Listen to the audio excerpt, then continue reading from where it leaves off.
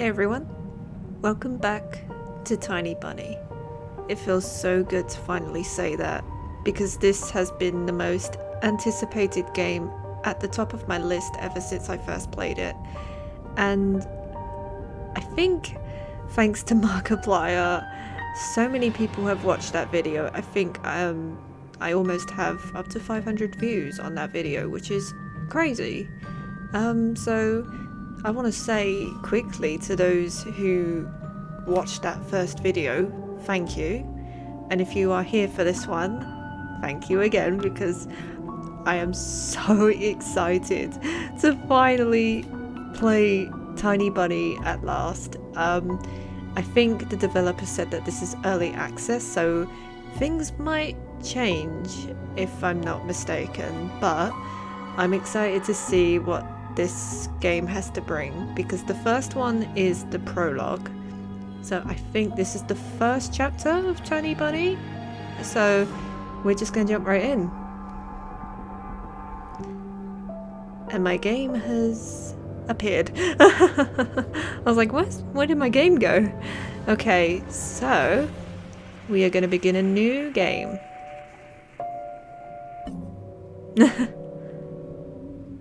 I'm so excited. They have voiceovers now.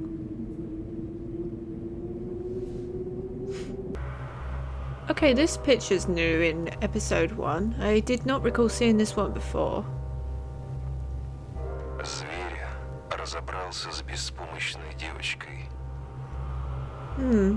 I think that's new. Okay, so Волки здесь редкие гости. I do remember this. Okay, so we are near at episode 2, so I will see you with episode 2. Episode 2, time to play with you. Here we are. It took me a while to get through all of that, because I think they could have implemented, if you have played the prologue, you could carry it on into episode 2, or if you're new to Tiny Bunny, then they could just play episode 1, because episode 1 they added in the voice actors, which is so cool. And I had a little listen from most of the actors, and they speak in Russian, and it sounds so good. So are we ready to begin episode 2, everybody? I'm so excited. You still read the narration, but you hear the voice acting. New school, new teachers, and most importantly, new classmates, who I always have trouble connecting with. Like most other kids with glasses, probably, the glossary keeps auto. I'm gonna save, because you can save. I forgot to do that before in the first playthrough, but I went past it all and I managed to get all the achievements, so here we are. I forced myself to get out my warm bed. Dad would usually drive me to my old school, but this morning the bedroom of my parents was silent. Did they sleep in? Maybe it was a good thing. I didn't want to get the daddy's boy reputation from day one. My parents were probably still tucked in, dreaming about the good old days, when everything was so simple and easy. You can hear the creaking, it's really unsettling. Sweet dreams, even if far removed from reality. I silently sneaked out to the first floor so I wouldn't wake up anybody, especially the peacefully sleeping Olya. I did my best to step on the middle of every floorboard. I used to play like this even in our old apartment. If my soles touched the space between floorboards, it counted as stepping into lava. The clock was spurring me on with its hands. I need to hurry. Faster. Faster. I was too fast, so I needed to circle the hallway once again. Boiling lava was bursting out of the cracks between floorboards. I needed to watch my step to survive at any cost. Hippity hop, like a frog jumping on molehills, like a fearful bunny in a grove full of wolves. I made a sandwich in the kitchen, shoved it down my throat and drank it down with cold tea. My appetite was as good as of someone being led up the scaffold toward the guillotine. I lowered my gaze and saw that one of my feet was standing on 2 floorboards at the same time. Burnt to a crisp, huh?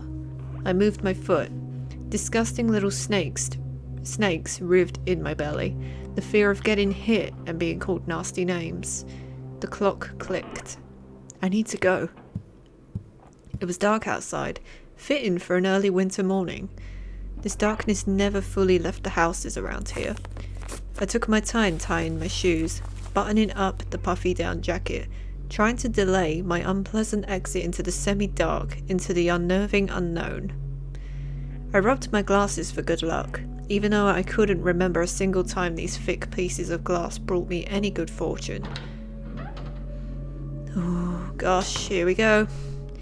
The skin was akin to a giant bruise. Oh, the sky was akin to a giant bruise. On the east side of it, a black cloud was swelling up. It licked up stars from the sky and extinguished the rising sun. Darkness was plastered all over the treetops.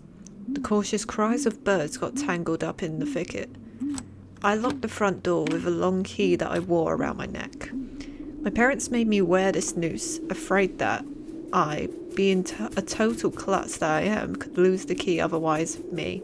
The wind was whizzing outside of the gate. It invited me into my new life, to all dubious adventures. And tagged alone, like an old buddy pushing me in the back. White shadows that pines throughout covered a third of the clearing. Upon reaching the edge of the forest, I hid my nose in the coat's collar. I was squeezing through the thin fire break, my hair ruffled up and my back hunched over. Tall trees stood on both sides of the tiny trail. The snowy blanket rustled under my feet, and the canopy of intertwined branches above my head cut me off from the already sparse starlight. The night had no plans of moving away from the forest. In this darkness, trees reminded me of shaggy old women that smelled of burial earth.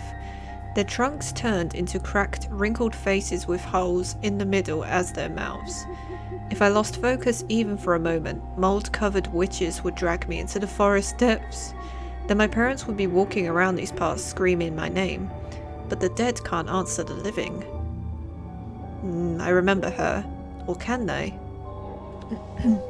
I remember that too. A sense of panic was growing in my chest. I was fine with Dad carrying me into the school in his hands by now if it saved me from watching the darkness rise up in the ravines like black dough. It felt like someone jumped into the bushes behind me, so I turned around. As soon as I started walking faster, I heard the snow squeak behind me. Uh-oh. The forest took a deep breath with its giant lungs, the windfall cracked. The wind and the birds were left behind in the field, now I could only hear the forest creak. I walked, listening closely, and the unseen presence grew stronger, as if someone was following me, trying to match the pace of my footsteps. I turned my head so fast it made my neck crunch. Ooh. A tiny trail behind me disappeared into the darkness. Tree branches overlapped, forming a natural tunnel. See, there's the acting. It sounds really cool. The question escaped my lips and dissolved into the unending creaking sound of the wooden idols, the pines around me. Why did I think going through the forest alone was a good idea? It never is. I'm either going mad, or someone had intentionally lured me away from home. Distant lights granted me a smidgen of hope. A country road. Take me home, country road. I ran there as fast as I could, as if afraid that the trail would shrink. Clawed hands would grip me by the shoulders, turn me around and make me look at the faces of hungry forest denizens. In the end, nobody stopped me. I almost flew to the decrepit wooden bridge, disbelieving my luck.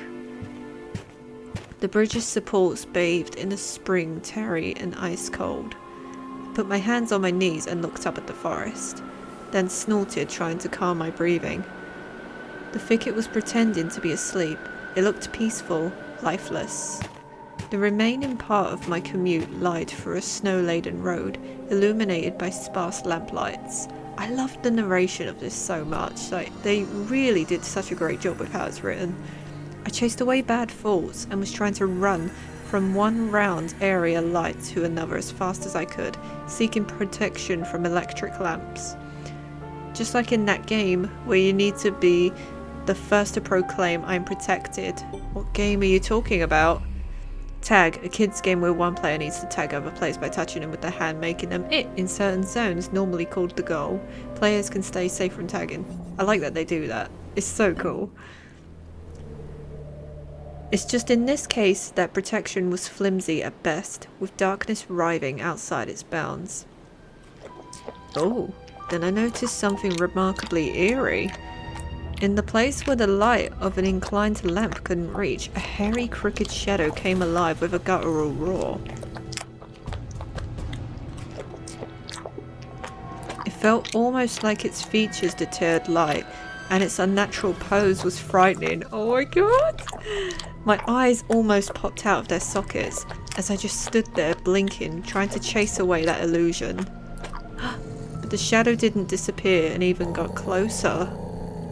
Oh god, it's growling! My insides were gripped by horror. I stepped back and almost fell into a snow pile. The black silhouette, on the other hand, straightened up and addressed me in a sweet voice.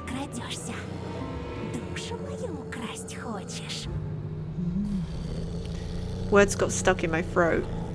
Who could be talking in such a silky voice here, between the forest and a dormant village?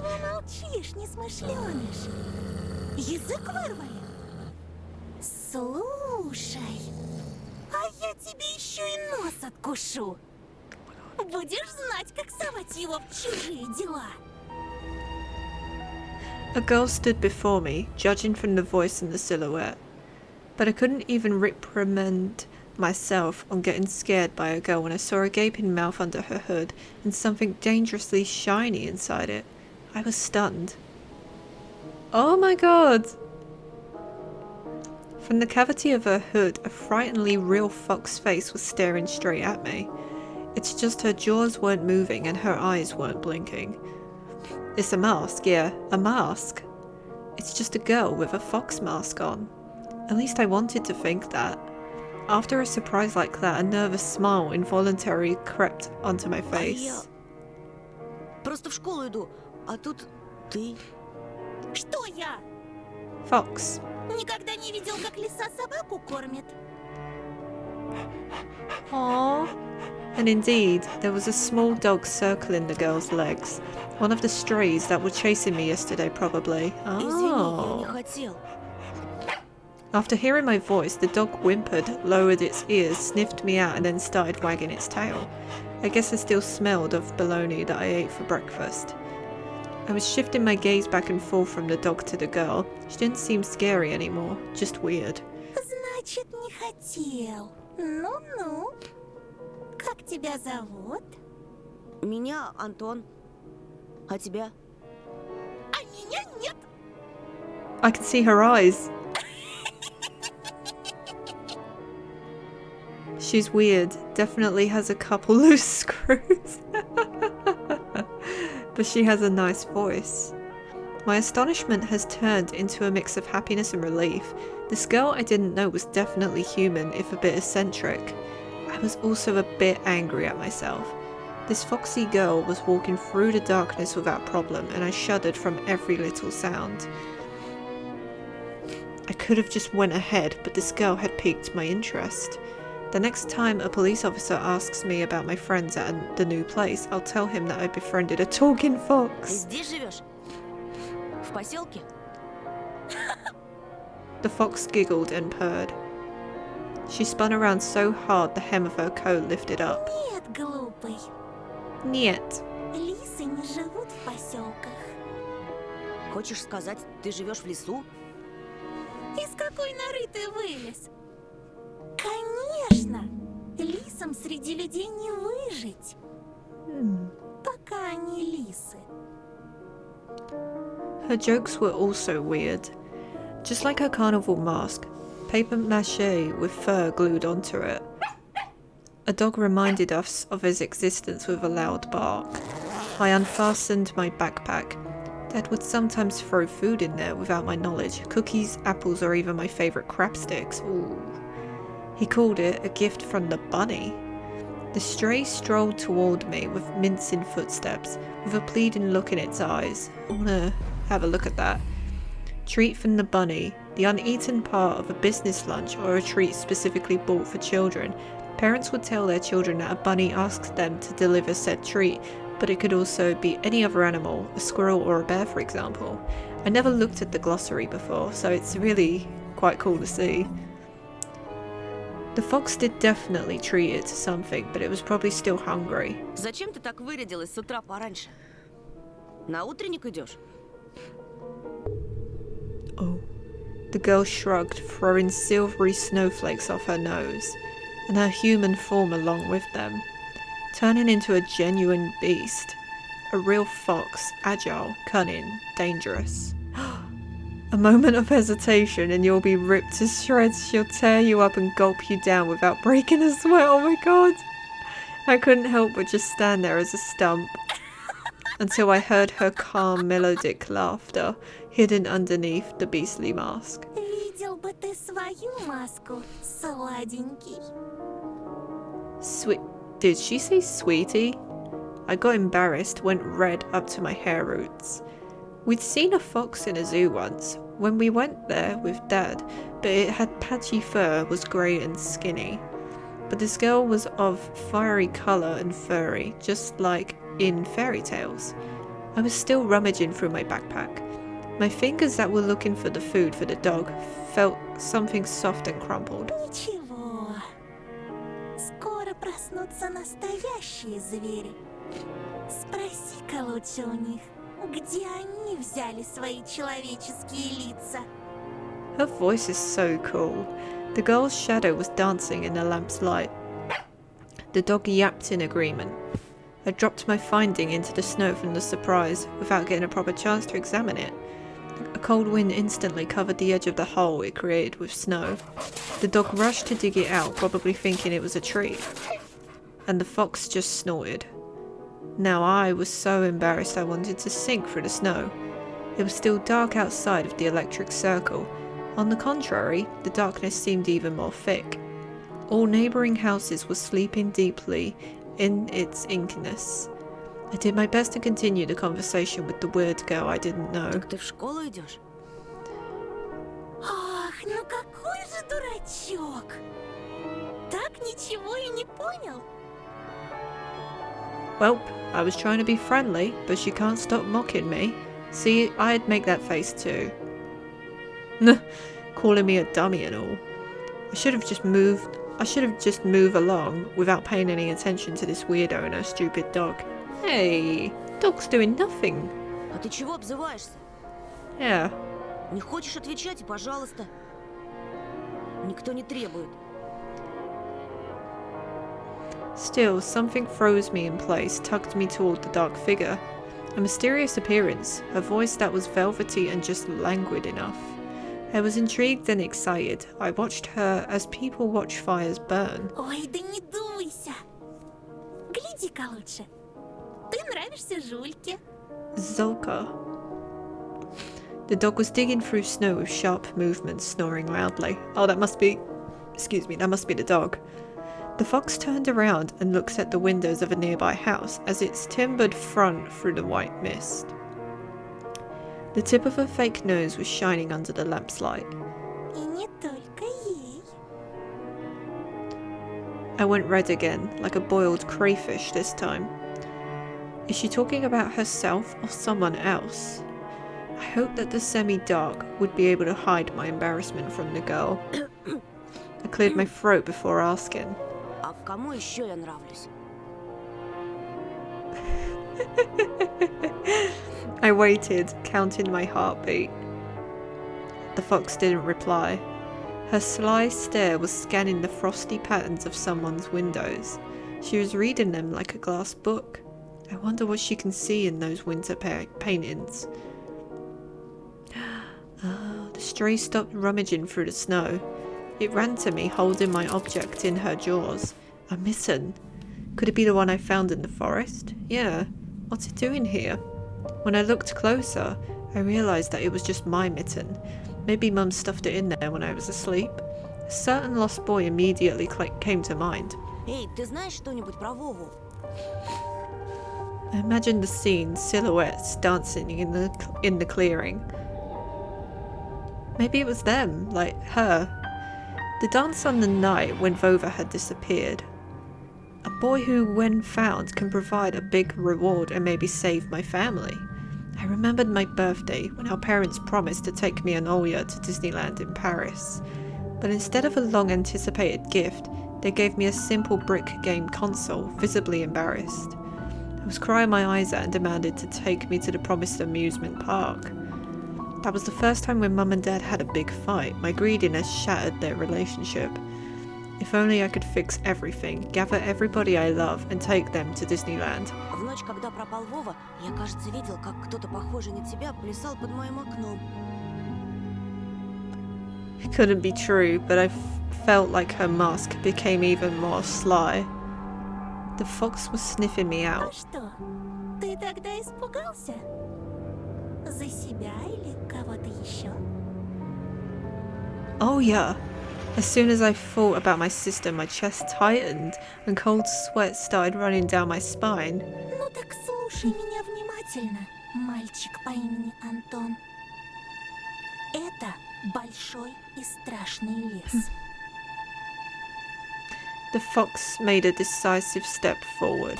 И я не единственный его обитатель. Другие звери уже знают о тебе. Берегись нас. Этой ночью мы опять придем.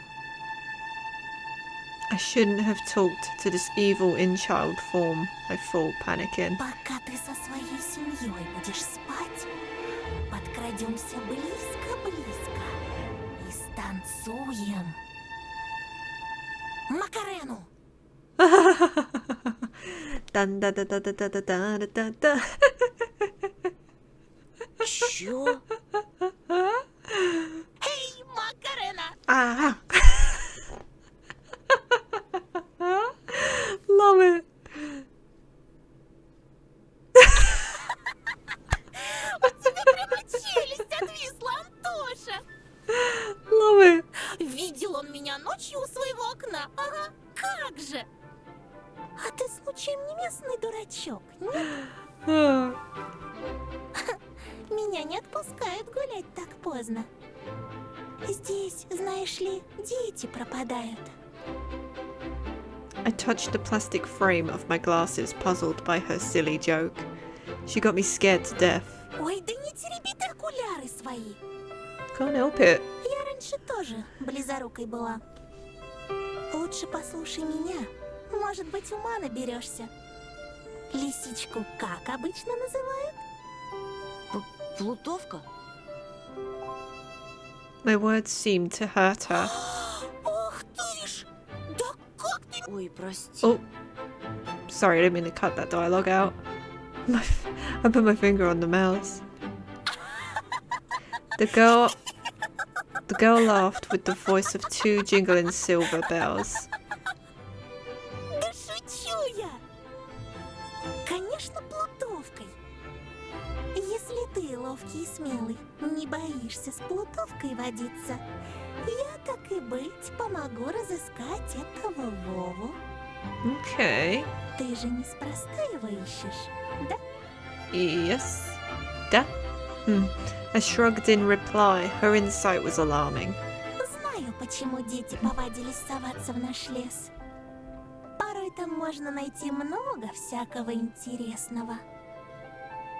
Я вот однажды нашла целый сугроб конфет и купалась в нем, да так что челюсть слиплась. Piled of candy. I couldn't deduct from whether she believed in what she was saying from the tone of her voice. I showed her another smile, a fake one this time. Посмотрите-ка, какой недоверчивый. Ну-ну, а что ты на это скажешь? Oh. I'm just gonna check real quickly if it's a bit dark or not. Could be just me. No, we're okay. We're fine. She held out her hand in a firm mitten. In her palm was an assortment of sweets. In the city where I lived previously, sweets like that would be sold in markets or kiosks. I saw my favourite bubblegum in a vivid wrapper among the tasty treasure.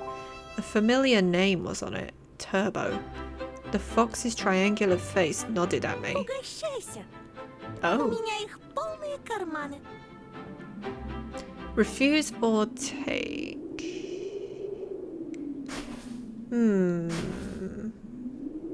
Let's take them. Might be a bad idea. I accepted the treat, catching a whiff of the girl's scent. She smelled of fur, fireworks smoke, and citrus, the aroma of a holiday. My fingers were tingling while I was unwrapping the gum with care. Peachy aroma entered my nostrils, and there was something else to it too, something unknown but pleasant. A fruity cube ended up in my mouth. I started moving my molars, chewing the gum. Tasted like your usual Turkish gum, only my tongue went a bit numb. I couldn't believe my luck after opening the insert. Ooh, what's that? I looked at a Mercedes-Benz, an extremely rare and hence desirable collector's item for any boy from my previous neighbourhood. And my heart skipped a beat. I was barely able to tear my eyes off the insert, still stunned. А это же... это... Теперь понял, что можно найти в лесу? Только на твоем месте я бы туда в одиночку не ходила. Right. Тебе вон от жвачки в забу дыханье сперла. Хм. А представляешь, что с тобой будет, если найдешь чемодан таких фантиков? Голову напрочь снесет. И пиши пропало. Unusual treats. Just like everything else about her. I carefully hid the insert in my bag, as if I was putting a rare butterfly in a can. The fox giggled. This is not how things are supposed to go on a Monday morning. Who are you? I refrained from asking that question. She wouldn't answer anyway, or she'll just lie. I really wanted to see what's behind her mask. I was becoming more and more sure that underneath it wasn't just a simple young girl. Может, Вова тоже нашел сугроб сладостей и теперь кувыркается в нем? Слушай, вдруг он решил остаться в лесу? Тогда, наверное, ему очень холодно в одной варежке. The wind caught her words like smoke from a fire and carried them deep into the darkness, into the creepy thicket. The trees behind me creaked with their bony branches. Или с ним что-то случилось в пути. Что-то страшное. The forest answered to her words, became alive. It sniffed me out, perking up its ears just like a curious beast. The fox pierced me with the same stare. Дикие звери? Это, по-твоему, страшно? Ну, не знаю. Не знает. Уж не с двоечником ли я подружилась? I didn't like being called an F student, but the fact she said we were friends reassured me. Я хорошист. Бел да пушист. Пойдешь со мной, хорошист Антон? Найдем твоего Вову и сам его спросишь, что он нашел в этой пуще. Ведь пока мы вместе, никто тебя в лесу не тронет. Вот увидишь. Worms of worry writhed in my belly. Better run, whispered my Я mind. тебе не верю. Ты думаешь, я врунья? Да и пожалуйста, мне никогда никто не верит. The girl sounded hurt, though I didn't know if she was genuine about it. The fox turned her back to me, as if she lost all interest in me in a second. The gum felt bitter now. I remembered my dad's favourite phrase, "Where are your manners, son?" Indeed, this fox was kind to Не me. обижайся, пожалуйста. Лисы бывают и добрыми. Ну, как в сказках. Мне бы только понять, что ты за лиса. The girl giggled, hiding the nose of her mask in her hands. Тогда пойдем со мной в лес, и ты все обо мне узнаешь. Но How не do I know I сейчас, can trust you? А когда рассветет. А то тебя, бедного, всего аж потряхивает. Того и гляди, кондрашка хватит. Fair enough. Провожу тебя до школы. Okay. After hearing this, the dog barked in agreement and stopped messing with the mitten. I leaned in, trying to grab the piece of handwear that almost ran away from me. Ну, если тебе по пути, We went towards school and the lost dawn.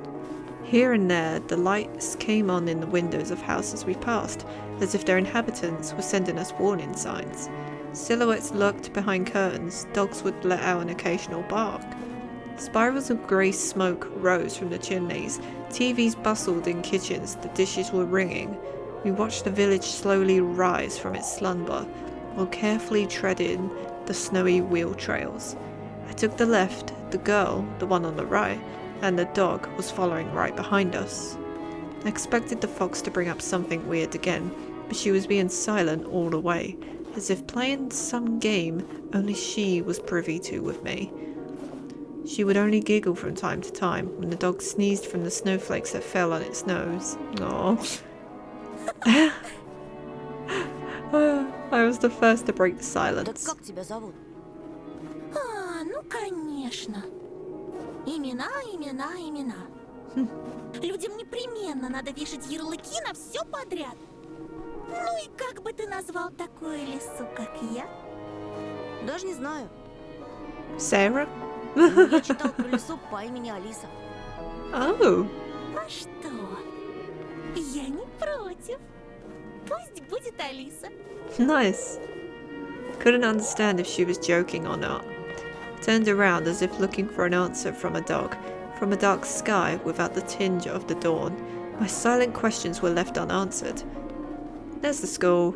The school's outline was already in our sight, a giant brick box stuck in the endless night. The light in its windows bore ill omens for me. The warden trees were guarding the schoolyard. A scream, childish laughter, and someone's whistling tore up the silence. I went there with Mum when we just moved here, and it looked cosy at that time. Empty corridors that smelled of polished, puffy snow outside. The second time I visited, I was alone to get the books, so I was trying to imagine my peers rolling down the railings, small kids running to the library, and teachers moving down the corridor with the air of self-importance around them. High schoolers were smoking at the entrance, wearing wool caps on their foreheads and track pants. Their appearance chased away any feeling of coziness I could have gotten out of this place. Stingy looks and teeth, yellow from nicotine, smirks, all of that was making me feel as sad as in the cloudy winter morning. Oh, excuse me. Being deep in my thoughts, I completely forgot about my companion. После уроков жду тебя на заднем дворе. Okay. Возле повешенного. The hanged man. Возле кого? She just ignored my question. Не опаздывай. Okay. I hesitated. Blowing hot and cold again. Mum always said that when I would have trouble choosing between two options. Thinking about Mum helped me to reply. Я после школы сразу домой. Yes. Эх, Антоша, Антоша, это я тебя так просто отпустила. Okay. Другие же незаметно подкрадутся со своими улыбочками и вцепятся. Клещами не оторвешь. Попомни мои слова. The fox opened her mouth in a wide yawn. What kind of trick is this? Some kids that were running somewhere in the distance called out my name. I instinctively turned around. A huge snowball whizzed past my shoulder and hit the dog. It whimpered and ran toward the spring. I barely saw its tail. Why would you do that? It got devoured by darkness. And the fox was also gone in an instant, dissipated into the frosty air. Or did she hide in my shadow? I gulped and swallowed the gum. Ooh, unlucky. I took a deep breath and went towards school, toward the cutlass in dough, toward the light raining down on the snow. Oh, Anton's gonna get bullied, isn't he? What is that? I wonder who does this nest belong to? A thieving magpie? Then it probably has all sorts of shiny things in it. Pieces of colourful glass, bottle caps, polished coins, or child braces. A tall man was standing near it, puffing out clouds of smoke into the windy air. He didn't look like a teacher. Was he a PE guy, maybe? Oh, I carefully studied his face that looked like it was cut from a piece of granite, and his hair lip that was holding down a cigarette. He was playing around with car keys and staring back at us. The light from the cigarette was reflected in his eyes that was sitting deep in his eye sockets. I froze in place. The hulking man lazily tore off his eyes from us and looked at the road. And he's gone. There was a fresh-looking Volga parked nearby, with one of its front wheels perched up on the icy curb. Black like Suv, as if it was straight out of a horror story Dad loved to tell me when we hid in the attic during a thunderstorm. I remember him always wearing a sad smile while mentioning the black car that snatched children. He would say, "It looks like a funeral car on the inside, white curtains and all. And it has DSC on its license plate. Do you know what that means? Death to Soviet children. Funny, I was born in the USSR too. Yikes." A buzzing crowd of upperclassmen with their winter hats tipped to the side. I'd better not draw their attention. Good point. Anything else? That's it. A raven nest. Alright. Alright, I'm liking this already.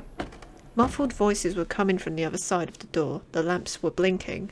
Darkness was creeping by the windows, and it felt like the school was drifting in space like a lonely spaceship. After going up to the second floor, I noticed a crowd around the notice board. Everyone was taking part in a lively discussion. I moved closer and looked at something everyone was interested in through the wall of backpacks. There was a piece of paper with something printed on it glued to the left of the class schedule. Yeah, the kid. Attention, child missing. Vova Matyukin. I'm sorry if I mispronounced that. 10 years old. Vova Matyukin, 10 years old, grade 4B. Attention, child missing. Vova Matyukin, that's his name. 4th grade. On that grainy print, Vova looked like a dead man, with a black mouth and dark, empty eye sockets. Maybe it's just the forest darkness invaded his pores and mutilated his face. Plastic toy gun couldn't protect him from whispering branches and howling winds. Empty eyes of the missing boy pierced through my soul as if pleading. Unable to meet his gaze, I turned around and rushed to the window, took a seat on the windowsill. God, look at the art. It is so pretty. The corridor was slowly filling up with small groups of children. Nobody paid me any mind. Amid the darkness of school toilets, child voices were reciting a nursery rhyme.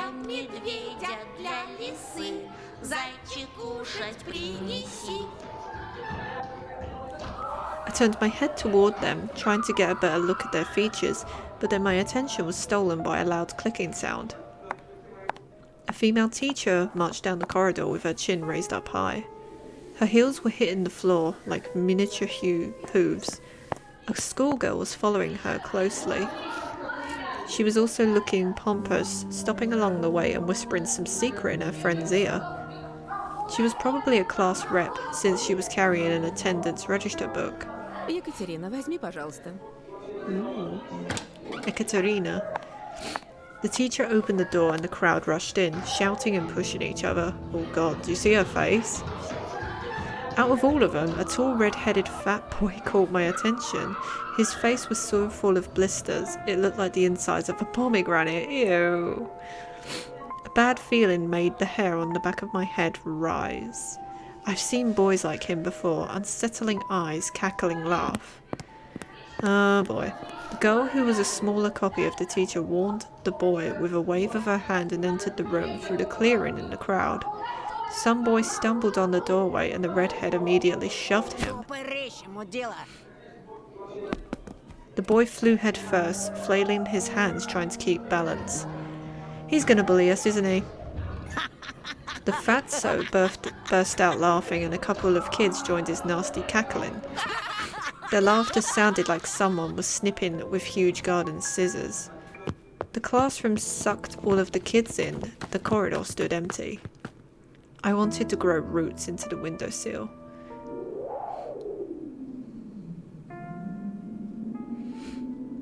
Just a handful of lampposts outside were battling the darkness, raving like fluorescent fish in a black ocean. Maybe I can still run away, go outside, dissolve in the dark. I imagined myself running through snow, how it would squeak under my boots, and how I would become lighter and lighter with every step. Ah! The ringer's trill blew that illusion away. I barely managed to tear myself from the window, then took a couple of deep breaths, trying to at least calm down from my mad pulse, and entered the classroom. Oh, this looks so pretty. The prim teacher looked at me over the frame of her glasses, looking clearly annoyed. Я новенький. Мне вот сказали к вам подойти. The snowy forest trail was winding in front of my eyes. The pines rustled, but it didn't sound predatory anymore. She buried herself in the register and flicked through the А pages. фамилия-то как? Петров. Громче говори. Чего мямлишь? Петров. Нет такого. Oh. She measured me with a long and heavy stare, as if trying to see if I was lying. I wanted to sink through the floor. Hazy faces observed, all of that from the left. The classroom breathed and snorted in unison, like a living organism, like a dangerous beast. Ты не ошибся? Oh god, I know this feeling. Like, I know exactly the feeling. Нет такого в списке. My knees chose the worst time to start shaking, and I felt dizzy. I clutched my fists so hard my knuckles became white. Мне сказали, 204 кабинет, Лилия Павловна, 6 В. Apparently, everyone in the classroom took my words from some sort of a joke because they were all laughing. Что за бардак? The classroom fell silent. The kids hid their smirks for the better occasion. Понаберут студентов. Только знают, что губяки свои малевать. А я разгребай, значит. А бумаги-то кто заполнять будет? Не первый раз ведь уже. Подожди здесь. Сейчас. Сейчас я им устрою. Oh god, everyone's gonna stare at me now. The teacher flew past me, mumbling something to herself in righteous anger, and I was left standing at the centre of the classroom. Like a convict in front of a firing squad, I lowered my gaze with mocking stares from all around the classroom directed at me. They prickled my skin, danced on it like lights from laser sights.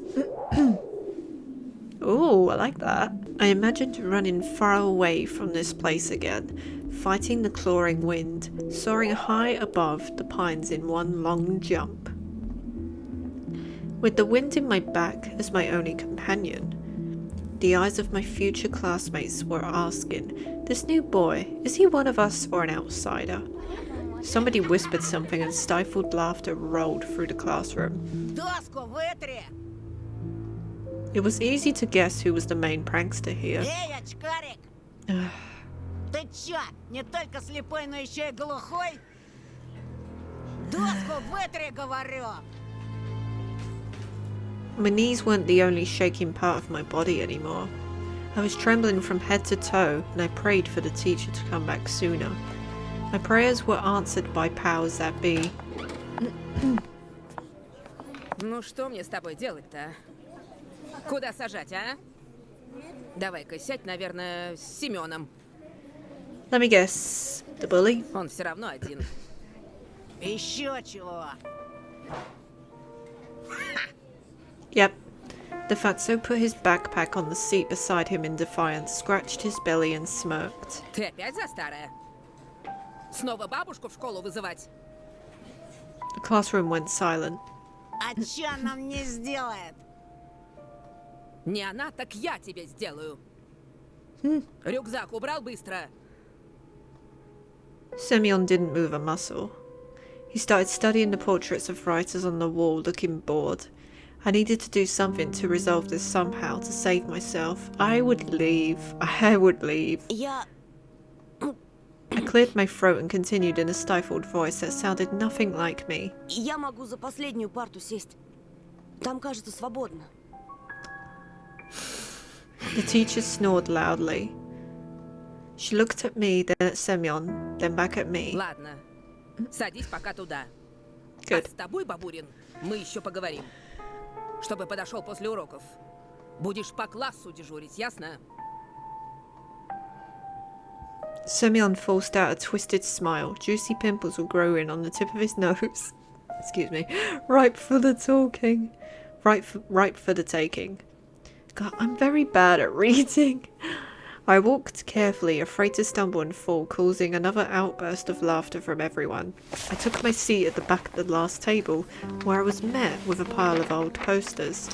The outcasts took their seats and the class was ready to start. Вот и хорошо. Начнем урок. Тема: традиции русской и мировой литературы в рассказе Зощенко «Не надо врать». Oh, the fatso turned back to me. His stare told me that about long days, weeks and months of endless bullying. I got my eyes on you, said his watery look. I would have just gone. Oh. After just a couple of lessons, I've already noticed a huge yellow spit stain in my notebook. Oh, that's gross. Then at the cafeteria, this Semyon accidentally spilled a glass of compote on me. Oh, I'm gonna gag. Compote, a desert drink brewed from a mix of dry fruit and berries. Then he flailed his hands around after exiting the toilet so some sort of liquid from his hands would get on me. Just before the final period for today, Semyon pushed me into a buzzing crowd of girls from our class. Oh god. They made way, cursing, and I couldn't hold my balance and ended up ramming into the chest of the girl I took for the class rep before. Katya. That's a nice name. I immediately stepped back, dying from embarrassment. Прости, ты в порядке? I like her hair. Я... Then she suddenly put her hands on her hips. Нет, ну вы посмотрите на него. Облапал меня прямо у всех на глазах. Я сейчас все маме расскажу. Тебя из школы выгонят, извращенец. Wow. There was some sort of sadistic pleasure in her eyes, as if she was a child who was about to put a lit-up match to the chafer beetle. Я нечаянно, меня толкнули. Все видели. Слепых среди нас нет. She stared at my glasses while showing me a creepy smile. I started to fume on the inside, but Semyon's had cooled my head. Толкнули? Чё, правда? I'm very sure. He walked up to me lazily, his breath full of sunflower seeds and rotten teeth, and then pushed me to the ground. Вот так, да? И чё ты сделаешь?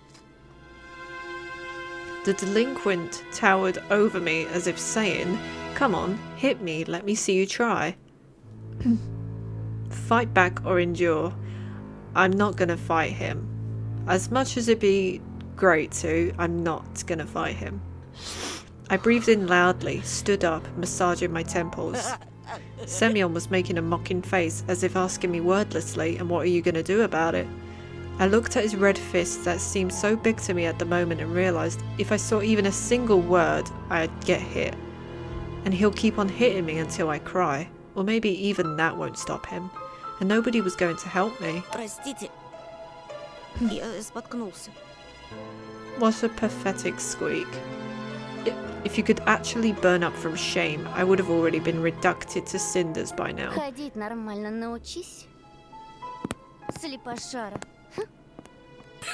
I lowered my eyes and squeezed myself past Semyon. He showered me with the smell of tooth decay. Пока-пока, терпела. The fatso let out a loud snort behind my back. My muscles became wooden and I felt him wiping his hand on my back. I continued walking, listening to demanding smirks from all sides, humiliated and insulted. Oh, I feel bad. I do. But it's the best thing that you can do, because if you fight back, you just get into trouble and it makes things worse. It was even worse than I expected. After the classes, I was late to leave the school on purpose. Semyon didn't attend the last period, so I was hopeful. What if he decided to dodge the cleaning duty and ran home, forgetting all about me? While the other students were leaving the school, laughing loudly, I was pretending to look through my books near a window. I was staring outside, nervous. Semyon was nowhere to be found in the front yard or near the school gate. I didn't really believe I was this lucky, so I decided to be extra cautious and stayed for some more time in the gradually less crowded corridor. While the other students were leaving the school laughing loudly, I was pretending to look through my books near a window.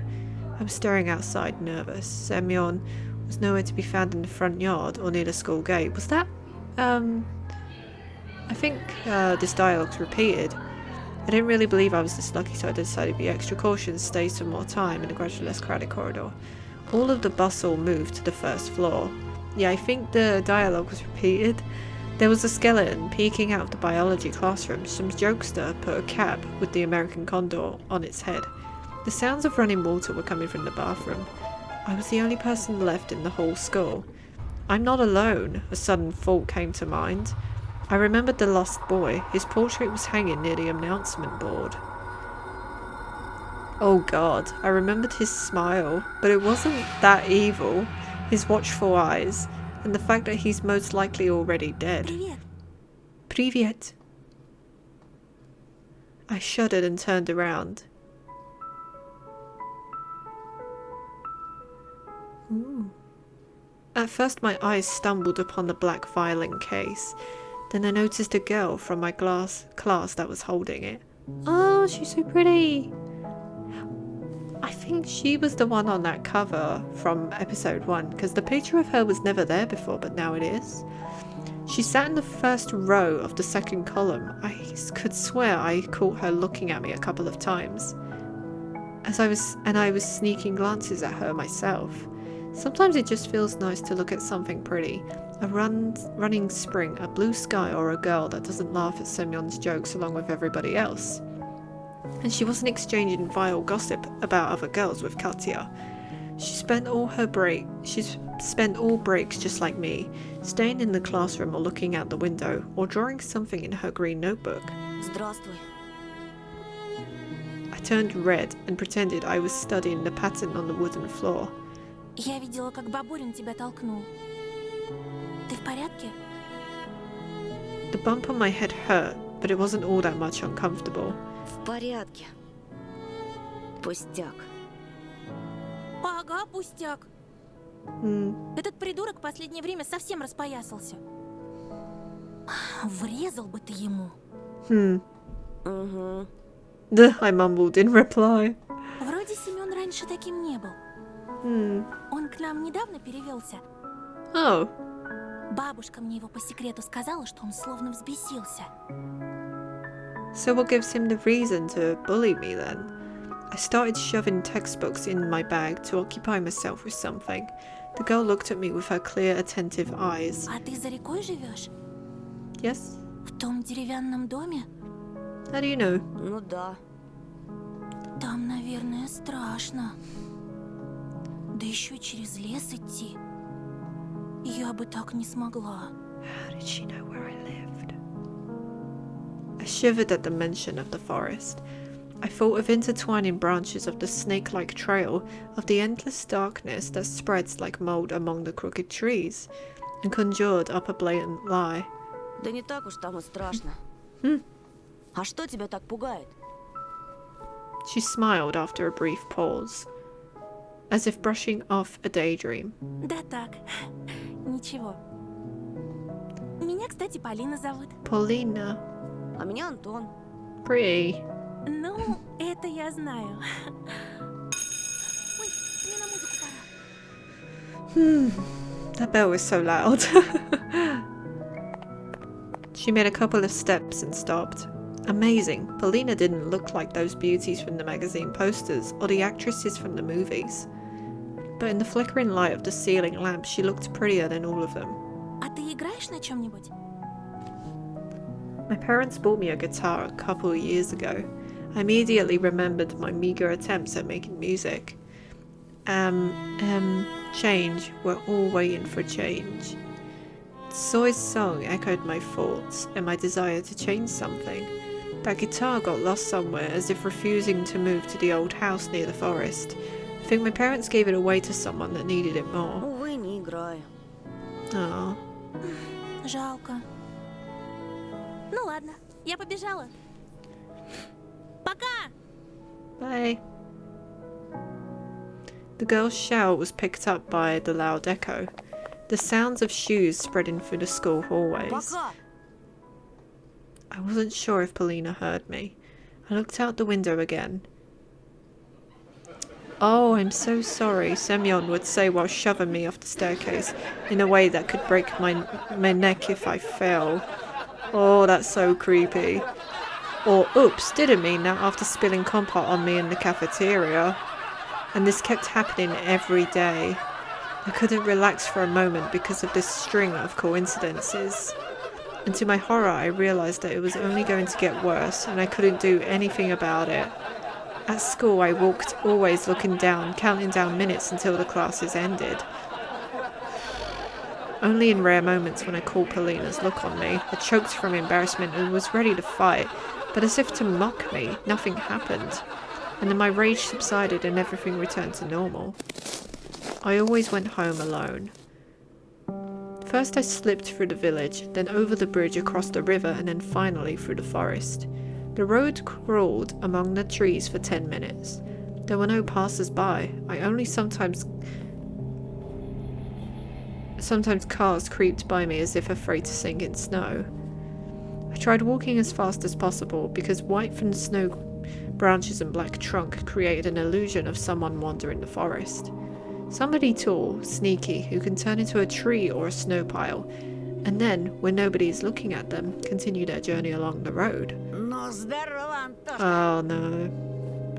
My heart nearly stopped. Oh dear. From the darkness behind the pines, just like cavemen from the cave, appeared smirking Semyon with a bunch of his cronies. Опачки, какая встреча! Очкарик в зубе Сарикна. They surrounded me like a carnivorous pride, making me step back. The smell of sweat and tobacco attacked my nostrils. The inside of my mouth felt salty, as if I'd licked a battery. Глядите на этого сопляка, пацаны. В школе так споткнулся, что паркет помял. А ремонтировать кто будет? Who's gonna repair your face? Скинешься на ремонт, терпила. Не бзди, мы тебя правильно ходить научим. No, don't hit him. Semyon brought a sizable signet ring up to my face with some geometric shape carved in it. Ща, In the- парашник, я тебе этой печаткой так зарешу. Клеймо на всю жизнь останется. What the fuck? Стой! A wheezy whisper left my lips. Stop. And my head tilted forward, hitting Semyon's fist. Red sparks flew from my eyes. They're going to gang up on me and beat me up. Яша, подсоби! Semyon gave me a rough push toward the bastard with the slanting eyes, and he tripped me. Oh. I fell and hit the sharp crust of ice, and the fatso stepped on my hand, stopping me from getting up. A painful groan has left my throat. Слыхали, как заныл? А ты случаем не педик? I started to lose breath from anger and resentment. The pain was growing. My ear was hot and pulsating pain was shooting through it like it was cut off, and a ball of nettle was sewn in its place. Че молчишь, Антошка? Отвечай, ты педик? At this moment, I felt unbridled rage and the amalgamation of my anger. Like the sprout's ink, it rose up from the depths of my mind, filling all my thoughts. Твари! Знаете, что мой отец... Кто-то педик.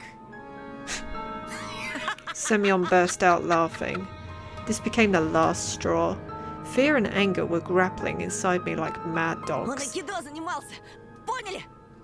Aikido. Is that in the glossary? No, I don't know what that is then. Он еще воевал. and he's a vet. Таких, как вы, с закрытыми глазами убивает. Oh god. Я только слово скажу, он... The boy in a tracksuit raised his hand, stopping the torment of lies, and made a couple of steps forward. Semyon slowly backed off, giving me an opportunity to stand up. It was a surprise for me. Seems like Babarin wasn't the leader of their gang. In reality, everybody listened to a boy who looked like a small carnivore with firm, sharp teeth. The pines swayed like silent guardians. Did he believe me? Or was he confused by my face that was twisted by rage? Воевал, говоришь? Yep. Мой батя тоже воевал. В Афгане. Uh-huh. А твой? И мой. Да, и в каких войсках, интересно? I stumbled. My fear got my rage by the throat and spilled its blood. Да он фуфло гонит, Ромка. Бля, будуна. Думал, меня так просто развести? Я тебя, сучонка, насквозь вижу. There was a nasty smile on his face now. This didn't bode well for Ты me. сам себе приговор Just подписал. run. Хана тебе. God. Во-во. Давай, Антошка. Молись, чтобы твой труп по весне нашли, бля. Сидел бы ниже травы, был бы целочкой. Но про Афган пиздеть, где мой батя под пулями. Долг интернациональный. В Даште Марго, блядь. Сёма, ушатай ты его. The delinquents closed in on me again and I ended up in front of Semyon. Blood was pumping in my temples. The branches were swaying back and forth as if whispering something, giving me hope. I gritted my teeth, fighting the thought that I looked silly, and took a boxing stance I often saw in the movies. Хера ты, Майк Тайсон. This was my first ever fight. I'll remember it for the rest of my life if I don't kick the bucket, of course. Oh god. At the edge of my vision, I noticed the darkness around us writhe again, as if someone was walking through it back and forth. I sensed Roma's claws grab my backpack. Манатки, Антошка. Махаться мешает. I was about to refuse, not wanting to cooperate with the bastard, but then he fished a butterfly knife out of his pocket with one smooth motion and put its blade to my neck after spinning it. Слышь, Фрей, расслабься, а то больно будет. I let out a cloud of steam instead of words. Rumka pulled with all his might and my backpack ended up in his hands, calm and relaxed. An insidious smile on his face, he looks into my Ты от backpack. нас что-то скрываешь, да? У меня в школе какая-то крыса сменку подрезала. And you think I did it? Ща поглядим, может это был... Опачки! Let me guess, you planted them in there. Rumka gave me a dubious smile. Oh, what's that? Bunny scissors. Так, а что это у нас здесь? My text and notebooks fell in snow. He was holding my backpack in one hand and something weird in his other hand. It looked like a... mask. Roma lifted it high as if showing to someone else, to someone in the treetops in the twilight among the trees. An old bunny mask. Long worn-out ears, barely visible nose and whiskers, mangy fur on the sides. Where did it come from? Who put it there? Semyon laughed. Новый год уже прошел, мудила. Или ты реально поехавший? Это не мое. Да как не твое, В твоем портфеле лежала она.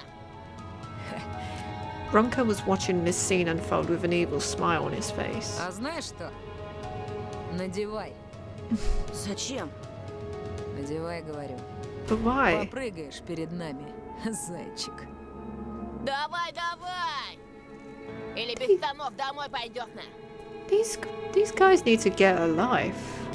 Anything but this. What if someone from our class will pass by? For example, Paulina. Нет. Сёма, надень-ка на него.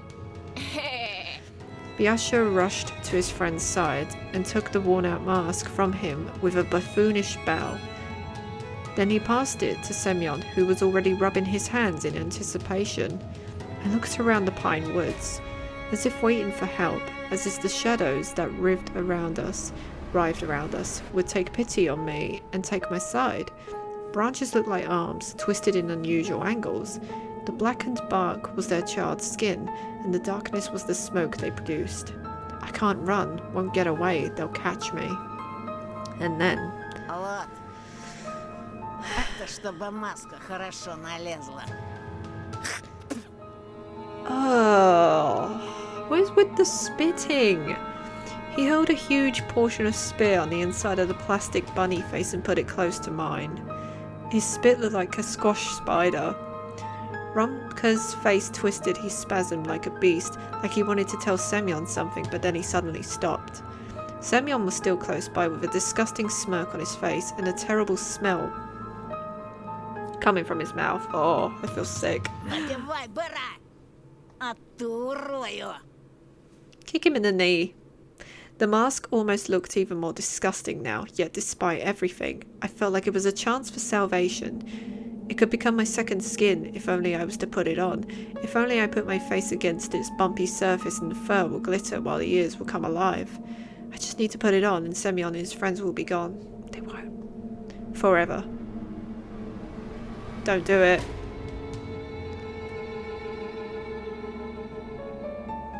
Can I do something else other than put it on? Is there any other option I can do? I really don't want to put it on.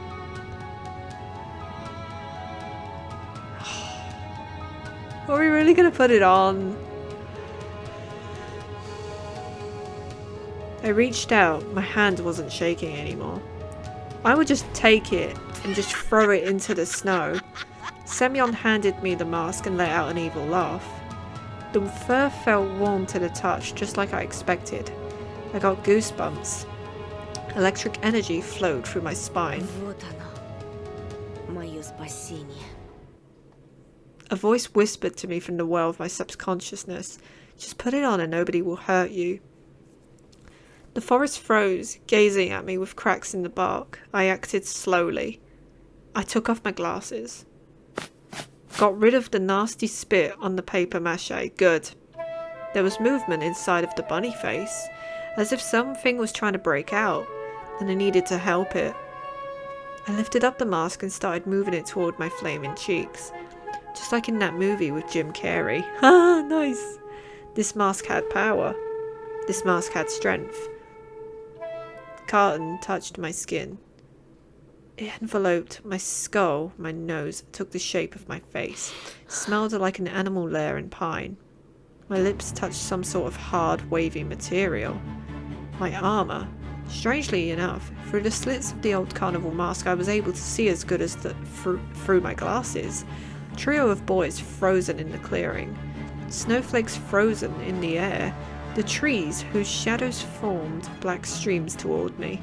And a weird silhouette in the early twilight behind the windfall. In all that silence, Semyon nervously whispered, Пацаны, что это с ним? I broadened my shoulders. My muscles felt like they were made of steel. Invisible plumes of fog flew toward me, breaking off the trees. I was absorbing the forest's power with every pore of my body. I smiled underneath the mask. No, I showed my teeth. My fists were itching. My stomach was growling. Он превращается! You asked for this. I made a step forward. Semyon carefully stepped toward me as if he was walking on thin ice. A trail from my dreams was weaving itself in front of me again. Endless alluring, it was beckoning me away from all the problems to the new wonderful world, the world of the magic Neverland. I pulled on the zipper, opened my coat and threw it into the snow with a fast motion. Oh shoot! Then growled. It felt like something was frantically looking for the exit under my skin. I went towards Semyon. Он превращается! Твою мать! Превращается! I think they're messing with us. Конченого мудака! Yeah. The clearing blew up in hysteric laughter. Biasa was clutching his stomach. Roma smirked, shaking his head. And Semyon, who was laughing the most out of the three, spat on his knuckles and waved his fist like a club. Will you stop with the spitting? Ну и дебил же ты, Тошик. What's with the spitting? Ugh. A fist collided with my mask. The fur didn't dampen the blow at all. There was no power, no magic smoke coming from the pines. I flew toward the bushes and landed in my butt. My vision, no longer bolstered by adrenaline, returned to normal. Вот это был номер. Думал, он на четвереньки встанет и сгрызет нас всех. I wish he did, to be honest. Как морковку. Не, ну вы видели, видели? Это считается, что он попрыгал. Это даже лучше. I sobbed. The mask had one advantage. If I cried now, nobody would see my tears. Дурик. Да тебе в психбольнице место. В психбольнице для животных, на! Semyon put his knee into the snow pile and ripped the glasses out of my numbed fingers. Отдай очки. Oh no. Я домой не дойду. Чё ж, знаешь, какой у зайцев нюх? По запаху доберешься, не ссы. Прыг-скок, прыг-скок. Semyon shoved the trophy into his pocket and flashed me a toothy grin. Кролики очки не носят. А теперь вали отсюда, Даун. I stood up, still wobbly. The trees became a blurry dark wall. 3 bright silhouettes were wobbling around me. There were black spots on them, their eye sockets and mouths, but it looked to me like there was more of them than that it should be. I turned to the forest. Semyon's boot came to my rescue, kicking me in the butt and quickening my shameful retreat. Прыг-скок, прыг-скок. I threw the mask into a ravine out of spite, and then zigzagged through the fire break, along in the giant snow-laden world. Got an achievement, Masquerade, so there is a way to avoid it then, I guess. The trunks around me bent in all directions. The treetops disappeared into the darkness above me. The sky was pushing me down. I wanted to cry, but my eyes were completely dry by now. Only sadness and longing were left, a desire to bury myself under the snow or leave for the Neverland, joining Vova and Senya. I didn't care where to go, just somewhere far away from here. Somewhere very far away. Aww. At least you made it home. Так, я не поняла. Антон, а где очки? Потерял? Да, ну, мам.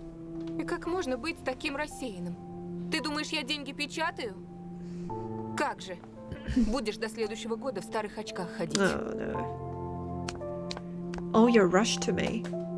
Oh yeah. Did you?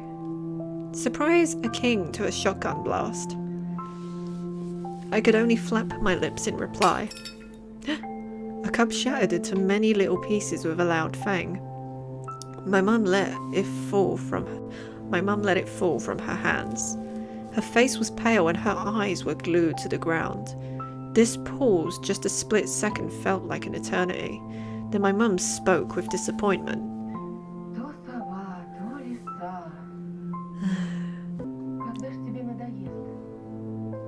Правда, правда. Такая пушистая. She must be talking about her friend. Она у забора стояла на задних лапах, совсем как человек. Yeah. Она меня позвала, а тут мама вышла, и лиса убежала. Не было там никакой лисы. Не выдумывай. Не подходи к ней. If it was necessary, I was ready to shake my sister as if she was a doll made of cloth. Ты чего, Тоша? Не подходи, слышишь? My mum entered the hallway and gave me a surprised look. I hesitated. Ну, лиса ведь укусить может. I remembered fairy tales where foxes used to kidnap children. I imagined Alyssa, a liberated carnivorous, running through the night forest with a dangling sack in her hands. Это ж была не настоящая лиса. Yeah, I know. Расскажи ему, Оль. Она на 2 ногах ходила, а еще была в платье одета. Только она была взаправду. I mean, you're right, she was real. Видишь? That grin, Jesus. Mum showed us a tired smile, as if it was the only explanation needed. I also forced myself to smile. My smile was like a thin piece of soap right before it dissolves completely on your palm. But when I was left alone with my sister, I whispered. Еще раз увидишь ее, беги. Yep. I shut my eyes and threw the vitamins in my mouth, washed them down with water. Please stop driving me mad, please. I was doing my homework on a Friday evening like usual. I have already finished the hard part. There was only my art homework left, my favourite subject. Nice.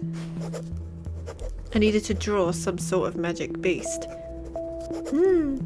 I wanted to draw a dino at first, but my brush reached toward the orange paint all by itself. What? Oh, did you see that? One stroke after another, the picture of a fox started slowly forming on a piece of paper. She was almost popping out of the snow-white sheet. She stood on her back legs and wore a sly smile. My brush moved again, drawing a fluffy tail. A moment later, it dropped out of my weak hand. After I finished my drawing, I spent a while studying it in surprise, as if I couldn't understand where did this red beast come from. The longer I looked, the scarier her smile felt. Carnivorous fake, like the smiles women former adult magazines sold in press kiosks back in the city wore. An alluring smile that masked deep-seated malice. And the fox's eyes turned out red as if bloodshot. They look a lot more like bullet holes they show in action movies. I don't remember drawing eyes like that. I moved away from the table and the lamp's light reflected from the wet paint.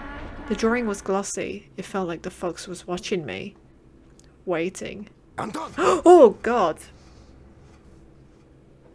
Jesus! Ты что, оглох? Я Dad, задумался. what the fuck? Тебя спрашиваю, ты сестру не видел? Опять она где-то прячется. Something moved under my bed and I froze. Olya's dirty face peeked out with a finger pressed to her lips. Оля, я тебя вижу. Вылезай, ты же в пыли вся. Aww. Olya crawled from under the bed and started dusting off her stockings, looking down. Пойдем, Оль. Я тебе сказку почитаю. Посижу с тобой, пока не уснешь. Я с вами спать хочу, не в той комнате. Там... Mum entered the room. Что, опять сова? А кто ж еще? Оль, она не придет больше. Я ее прогнал. Olya shook her head in defiance. Не прогнал. No. Она придет. Она сказала, что будет каждую ночь приходить. О, так она у тебя говорящая? Olya ignored the question and then asked with newfound determination. Можно я с вами посплю? Yes. Можно? Yes. В самый последний раз. Ты же говорила, что последний раз был вчера. Ольга, ты уже большая девочка. А пусть у меня ложится. I thought it was a great idea, but Olya shook her head again. Нет, у тебя не хочу. Она и на тебя смотрит. Oh, I felt goosebumps all over my body. Хватит! Нет никакой совы. Ты сегодня спишь у себя, ясно? Ну, пожалуйста, мам! Aww. Пожалуйста! Mum took Olya's hand and tried to lead her out of my room. Пойдем, милые. Не мешай брату. Olya clutched the bed's head with her free hand. Пожалуйста, пожалуйста, пожалуйста! Не хочу к ней! Olya was tugging Olya toward herself, but she didn't budge, only the bed's head squeaked in agony. Dad intervened by picking Olya up and carrying her out of the room, despite her desperate protests and pleas. Не надо! Не надо к ней! Она опять смотреть будет! I've listened to them struggling to make my little sister go to bed for a while.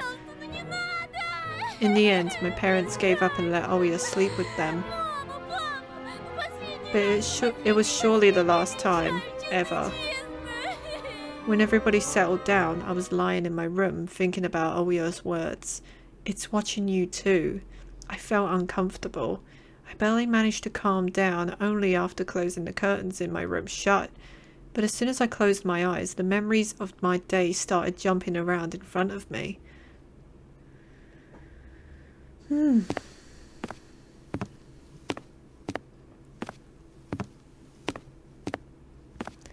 I was in the middle of the stuffy school corridor. I could see the literature classroom from here, the faces of dead classical writers on their portraits, the prim and regal pose of our homeroom teacher, Lilia Pavlovna. And around that corner was her daughter Katya, a snitch and a gossip, eagerly waiting for me. Right. Эй, новенький! Новенький! Чего тебе, Кать? She got on her tiptoes and started swaying while hiding her hands behind her back, and then asked me with a fake smile on her face. Скажи, пожалуйста, а чего это тебя к нам перевели, а? I would have said, what's it to you? I might have told the truth about this to Polina, but Katya here will sell it on the market for 3 kopeckas. It would be the same as printing all my thoughts and hanging them in Vova's picture for everyone to see.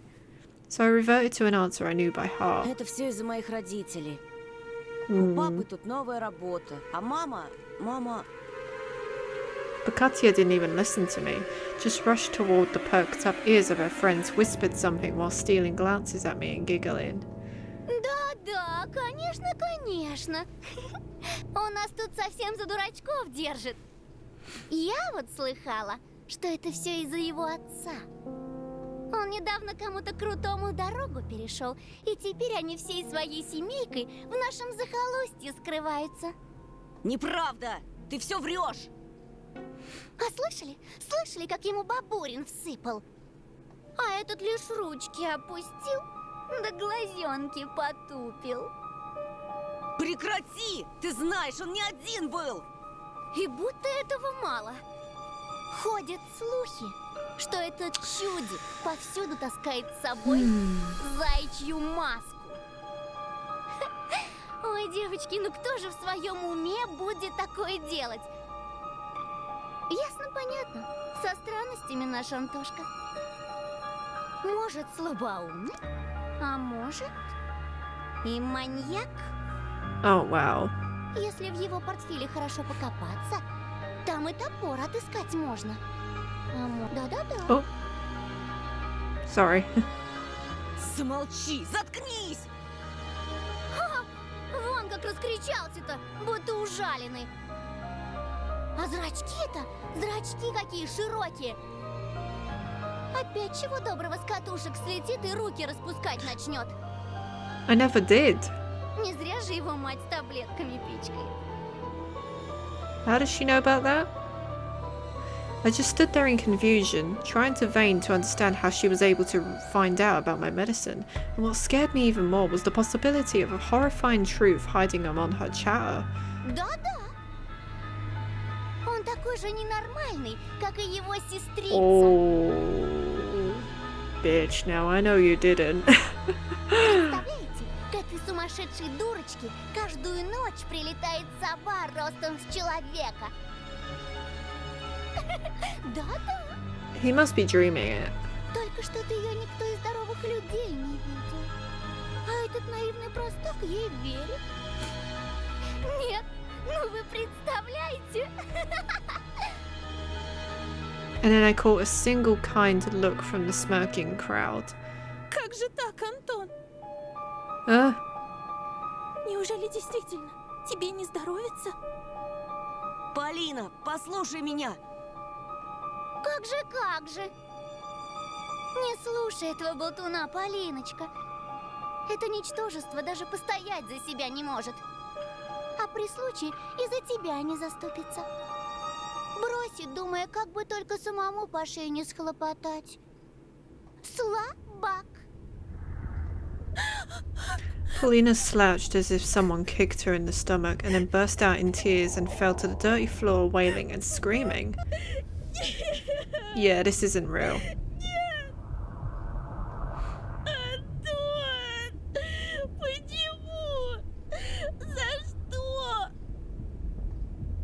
I couldn't understand her reaction, but I still rushed to Polina's side before getting shoved violently by Katya. Убери от нее свои лапы, чудовище! Rage was building up under the veil of my fear. It slowly rose from the cloudy mist. I felt my upper lip lift, creep up, showing my teeth. То, что твой отец бьет мать, еще не дает тебе права поднимать руку на девушку. Oh, that is so messed up. My fists became hammers. I couldn't unclench them. Nobody can speak about my family like that. My microphone is shaking? I came to my senses when I already lunged at the angry Katya. Ага! Слетел-таки! Слетел! That was weird. Спасите! Помогите! Петро с катушек слетел! She stands too close. Oh god. At the same moment, the crowd around her became louder and started whistling and roaring and growing. The slender silhouettes of students became larger, wider. They shot upward toward the ceiling, turned into a giant black forest, chock full of toothy faces. I shrank to a tiny ball of fur and started shaking in fear before the might of ulcer-ridden trunks that belonged to either trees or humans. It was impossible to tell. Вот ты и показал свое животное нутро. Katya's face was twisted by jubilation and ecstasy.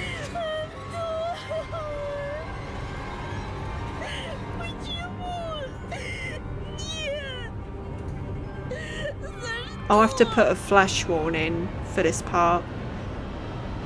Polina screamed while choking on her tears. Вон! Животное! Чужак! Holy crap. A scary flapping of wings came from the forest. Two giant white ears descended somewhere from above and I ducked myself into them.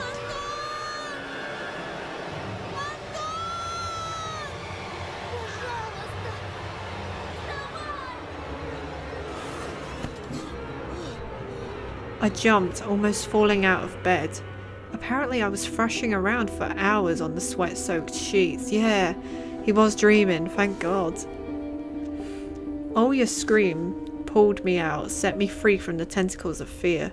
Антон! Пожалуйста! Вставай! Вставай! It took my eyes a while to focus on the silhouette near the window. Olya's voice was distant, my head was still ringing after the fight. Sounds got distorted, as if my ears were stuffed with cotton. My sister, as distressed as ever, just kept on repeating the same phrase. Сова! Сова! Пожалуйста! Я боюсь! Aww. Her tears poured on my heart like boiling water, but I was almost thankful for the owl's appearance. Otherwise, this scared Olya wouldn't have woken me up. Оля, я сейчас. Хочешь, я тебе Мурзилку почитаю? Murzilka. A Soviet and Russian monthly illustrated magazine for kids. It has been published since 1924. The magazine uses an unidentified yellow creature wearing a scarf and a red beret as its mascot. Writers like Samuel Marshak and Agnia Barto contribute to the magazine early in their careers. I'm sorry if I mispronounced the names. Подожди. I placed my bare heels on the cold floor. I felt around for my glasses. Remembered Semyon, his mean actions, and sighed. Антон! Пожалуйста! Пожалуйста! She couldn't tear her eyes off the window, as if it was a staring contest. She looks like she's inside the curtain though. I found the light switch with my hand. The lamp poured bright light all over me. Got up from bed. My vision fooled me, moving the window closer only to push it farther the next moment. My sister was just a blurry spot. I made a careful step forward. Oh God. Оль, That's not her. что там? Что-то случилось? Ты хочешь, чтобы я открыл шторы? Нет, не надо! Там же сова! The voice was coming from behind. I turned around and froze from terror. She's at the door. Teary-eyed Olya stood in the doorway. С кем ты разговаривал, братик? What the fuck? She stared at me with eyes that were red from crying, with her hands wrapped around her shoulders. Her voice was nervous, as if she was afraid to hear my answer. Я разговаривал с тобой, с тем, кто притворился тобой. The ledge outside my windows creaked ominously, as if something huge was sitting on top of it. Jesus, that was loud. And the thing that pretended to be Olya started spreading, changing shape, grow to scary heights under the light of a carnivorous moon. Oh!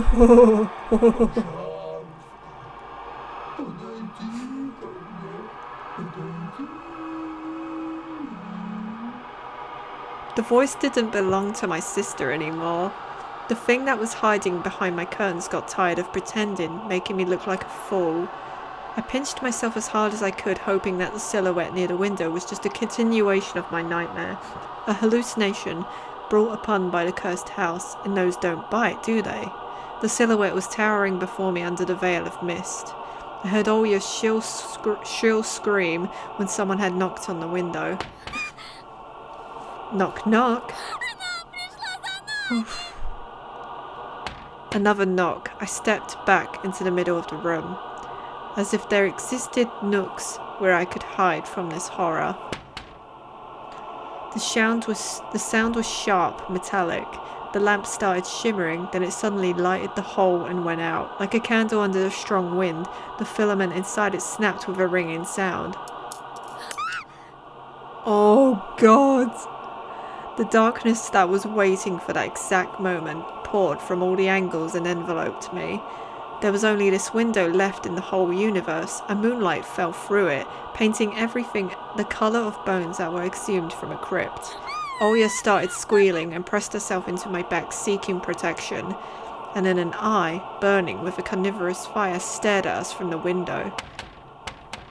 Knock, knock, knock, knock, knock. No, it wasn't trying to break the window, it was toying with us. It just kept on knocking, driving us mad. Oh God. As if a giant clock was measuring the time we had left, and its pendulum kept swinging above the abyss. Go! She was screaming in desperation, her hands clutching my arm like a pair of pincers.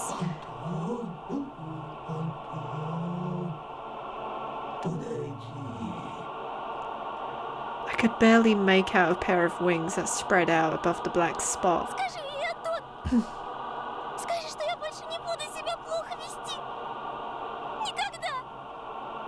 Только пусть она уйдет. Пожалуйста. I can see it peak. The moonlight suddenly disappeared and the room descended into darkness. We couldn't see the burning eye anymore. I swallowed the stingy lump that was stuck in my throat. Or stingy? I stepped towards the curtains, entranced by the call of its disfigured guest. Olya was standing behindly, mumbling, "I'll be good, I'll be good, I'll be good." The bleak window was creeping closer, curtains rustled. I reached out to move the curtain aside so I could look my fear in the eye. At that moment, I heard noise coming from our parents' bedroom. Without thinking, I pulled the curtain to the side in one swing. Nothing.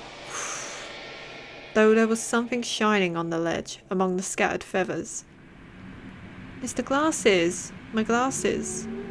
The ones that Semyon took from me. How did they get here? Was that a gift from the gurgling night? Did that owl really bring them here? I looked at the front yard, at the foreboding clearing, at the toothy forest. Not a soul, not even a hint of out-late guest. Only the old lamppost, dreaming like a lone watchman among the snowy desert. The dry window frame creaked. I tore away from the insulating tape and the stripes of glued newspapers. I barely managed to open the window. Frost stung me with all its little needles. The paintings on my walls moved from the draft. Touched my glasses, sure they would melt in my hands. But they were real. My brain was scrambling for an explanation. Semyon and his gang just pulled a prank on me. That was it. And a smooth white blanket was glittering under the street lamp just outside our yard. If anybody was to get close to the house, to climb the pipe to the ledge of my window, they would surely leave footprints. But there were none. I cautiously took my glasses. My wrist was still intact. Nobody pulled me into the darkness, full of restless writhing. I swayed from surprise and almost fell out of the window. Совсем сдурели? Жарко, что ли? Не болели давно? Там сова была! Тоша ее прогнал! А ну-ка марш спать к себе в комнату! А с тобой? Mum paused, directing her seething eyes at me. She was thinking of a punishment equivalent to my mistake. In the end, she just waved her hand, took Olya by the shoulder and left, leaving me with her last grim words. Завтра поговорим. Okay. I managed to get the frame back in place with a couple of hits, pressed in the latches with all the strength my fingers could muster. The cold left the room, but the fear was still present. Hey, I placed my glasses on my nose and started studying my reflection in the window. It didn't look like a face, more like a death mask. The boy from the had it too. I think there's some misspellings there. That night I was on the edge of joining him there. I think the boy from the poster? Yeah. A black and white face was staring at me through the clearing between student heads. He's gone missing! And it wasn't Vova. His face was right beside it. I recognised the fat cheeks, the damaged skin. Semyon. Oh my god. Babarin's photo was printed out and placed under the glass like an exhibition piece. So he's gone missing too. I had a feeling he would.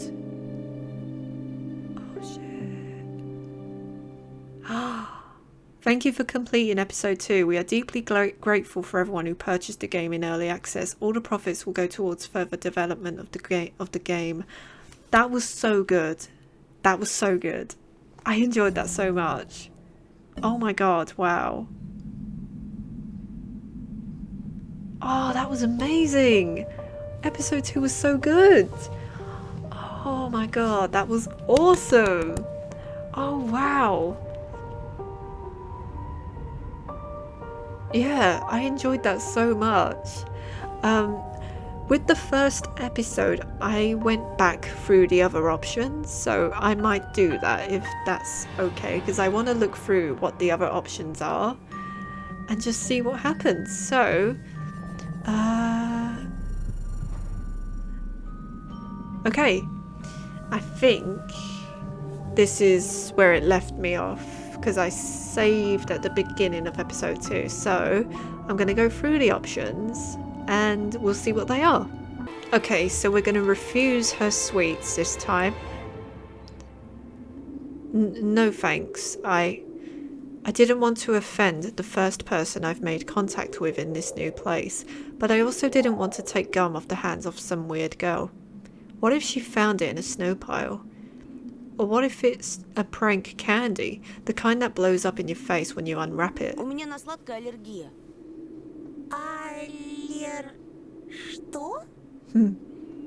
She sounded puzzled. Ты чего? Живешь в мире таблеток и микстур? Ну, в целом, да. The fox whistled. Her palm was empty now. The candy has disappeared somewhere, flowing in the air, catching snowflakes. И Новый год у вас правда раз в 12 месяцев? Есть эти... She clicked her fingers, trying to remember something. понедельники? Ага. I smiled. Как все запущено. Вам бы, юноша, кило шоколада съесть против скуки и уныния. Ooh. Achievement unlocked. Yuck. Who are you? I refrained from asking that question. She wouldn't answer anyway, or she'll just lie. I really wanted to see what's behind her mask. I was becoming more and more sure that underneath it wasn't just a simple young girl. Может, Вова тоже нашел сугроб сладостей и теперь кувыркается в нем? Слушай, вдруг он решил остаться в лесу? I think the dialogue is the same, but we'll see.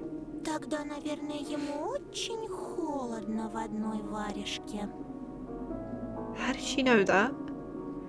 The wind caught her words like smoke from a fire and carried them deep into the darkness, into the creepy thicket. She may have mentioned that, I might have forgotten. The trees behind me creaked with their bony branches. Или с ним что-то случилось в пути. Что-то страшное. Yeah. Дикие звери? Это, по-твоему, страшно? Ну, не знаю. I think the dialogue is the same. Не знает. Уж не с двоечником ли я подружилась? Okay, so now for this one we are going to fight back. Listen, you. My throat went dry, my lips weren't responding to my will, and my voice was akin to a stifled squeal. Semyon wore a mocking smile. Давай, продолжай, очкарик. Чё примолк-то? Нам всем очень интересно. Если еще хоть раз меня тронешь... Semyon slowly stuck out a finger with a massive signet and pushed it into my forehead. Натронул и чё? Еще хоть раз! Тронул. А вот еще. И еще.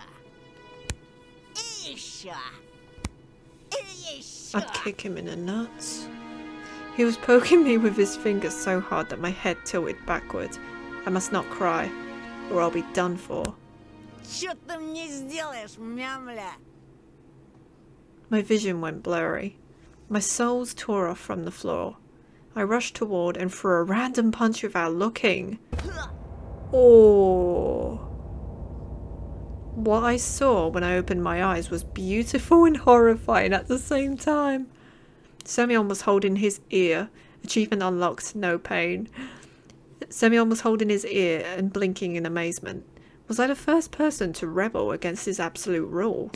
I needed to run, but I was already surrounded by his cronies. Лилия Павловна! Лилия Павловна! Петров Бабурина ударил!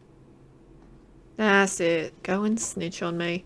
Semyon's cheeks grew even redder, and his pimples even whiter, like the heads of lava. Ugh. But a smile flashed on his face. That was only noticed among his comrades. He got really close to me. The smell of rotten teeth washed over me. Тебе пиздец. His voice was evil and dangerous, like a kettle with boiling fat with the lid off. I was waiting to get hit, counting the thumps of my heart and guessing where his fist will go. The solar plexus, the jaw, the nose. But he just turned around and walked off. A thought, cold and sober, extremely rational, popped up in my head. I'm going to get killed today. Oh god.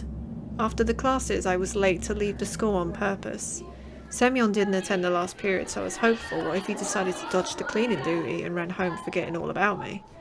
I heaved a sigh of relief like someone on death row whose execution was delayed by a day. But I didn't let myself to forget his tone, his vengeful gaze, and his scary electrified smirk. While the other students were leaving the school laughing loudly, I was pretending to look through my books near a window. I was staring outside, nervous. Semyon was nowhere to be found in the front yard or near the school gate. I didn't really believe I was this lucky, so I decided to be extra cautious and stayed for some more time in the gradually less crowded corridor. Turned red and pretended I was studying the pattern on the wooden floor. Круто ты ему врезал. Ah, nice. Это вышло случайно. Почти. I started shoving books into my backpack to occupy myself with something. Вроде Семен раньше таким не был. Он к So нам недавно I impressed her. перевелся. Бабушка мне его по секрету сказала, что он словно взбесился. Семена даже старшеклассники побаиваются. Представляешь? А ты вот молодец. Не струсил. I impressed her. You're right, what a hero. A hero that's been standing in the hallway for half an hour to avoid a beating. The girl looked at me with her clear, attentive eyes. А ты за рекой живешь? В том деревянном доме? Ну да. Там, наверное, страшно. Да еще через лес идти. Я бы так не смогла. I shivered at the mention of the forest. Да не так уж там и страшно. А что тебя так пугает? Да так, ничего. Меня, кстати, Полина зовут. А меня Антон. I think Ну, the это... yeah, I think it's all. Слушай, Антон, Yes? She stumbled as if trying to decide whether she should continue. а что ты делаешь после школы? My chest felt prickly after her innocent question, yet somehow it felt pleasant. Ничего такого. I stopped mid-sentence. Oh.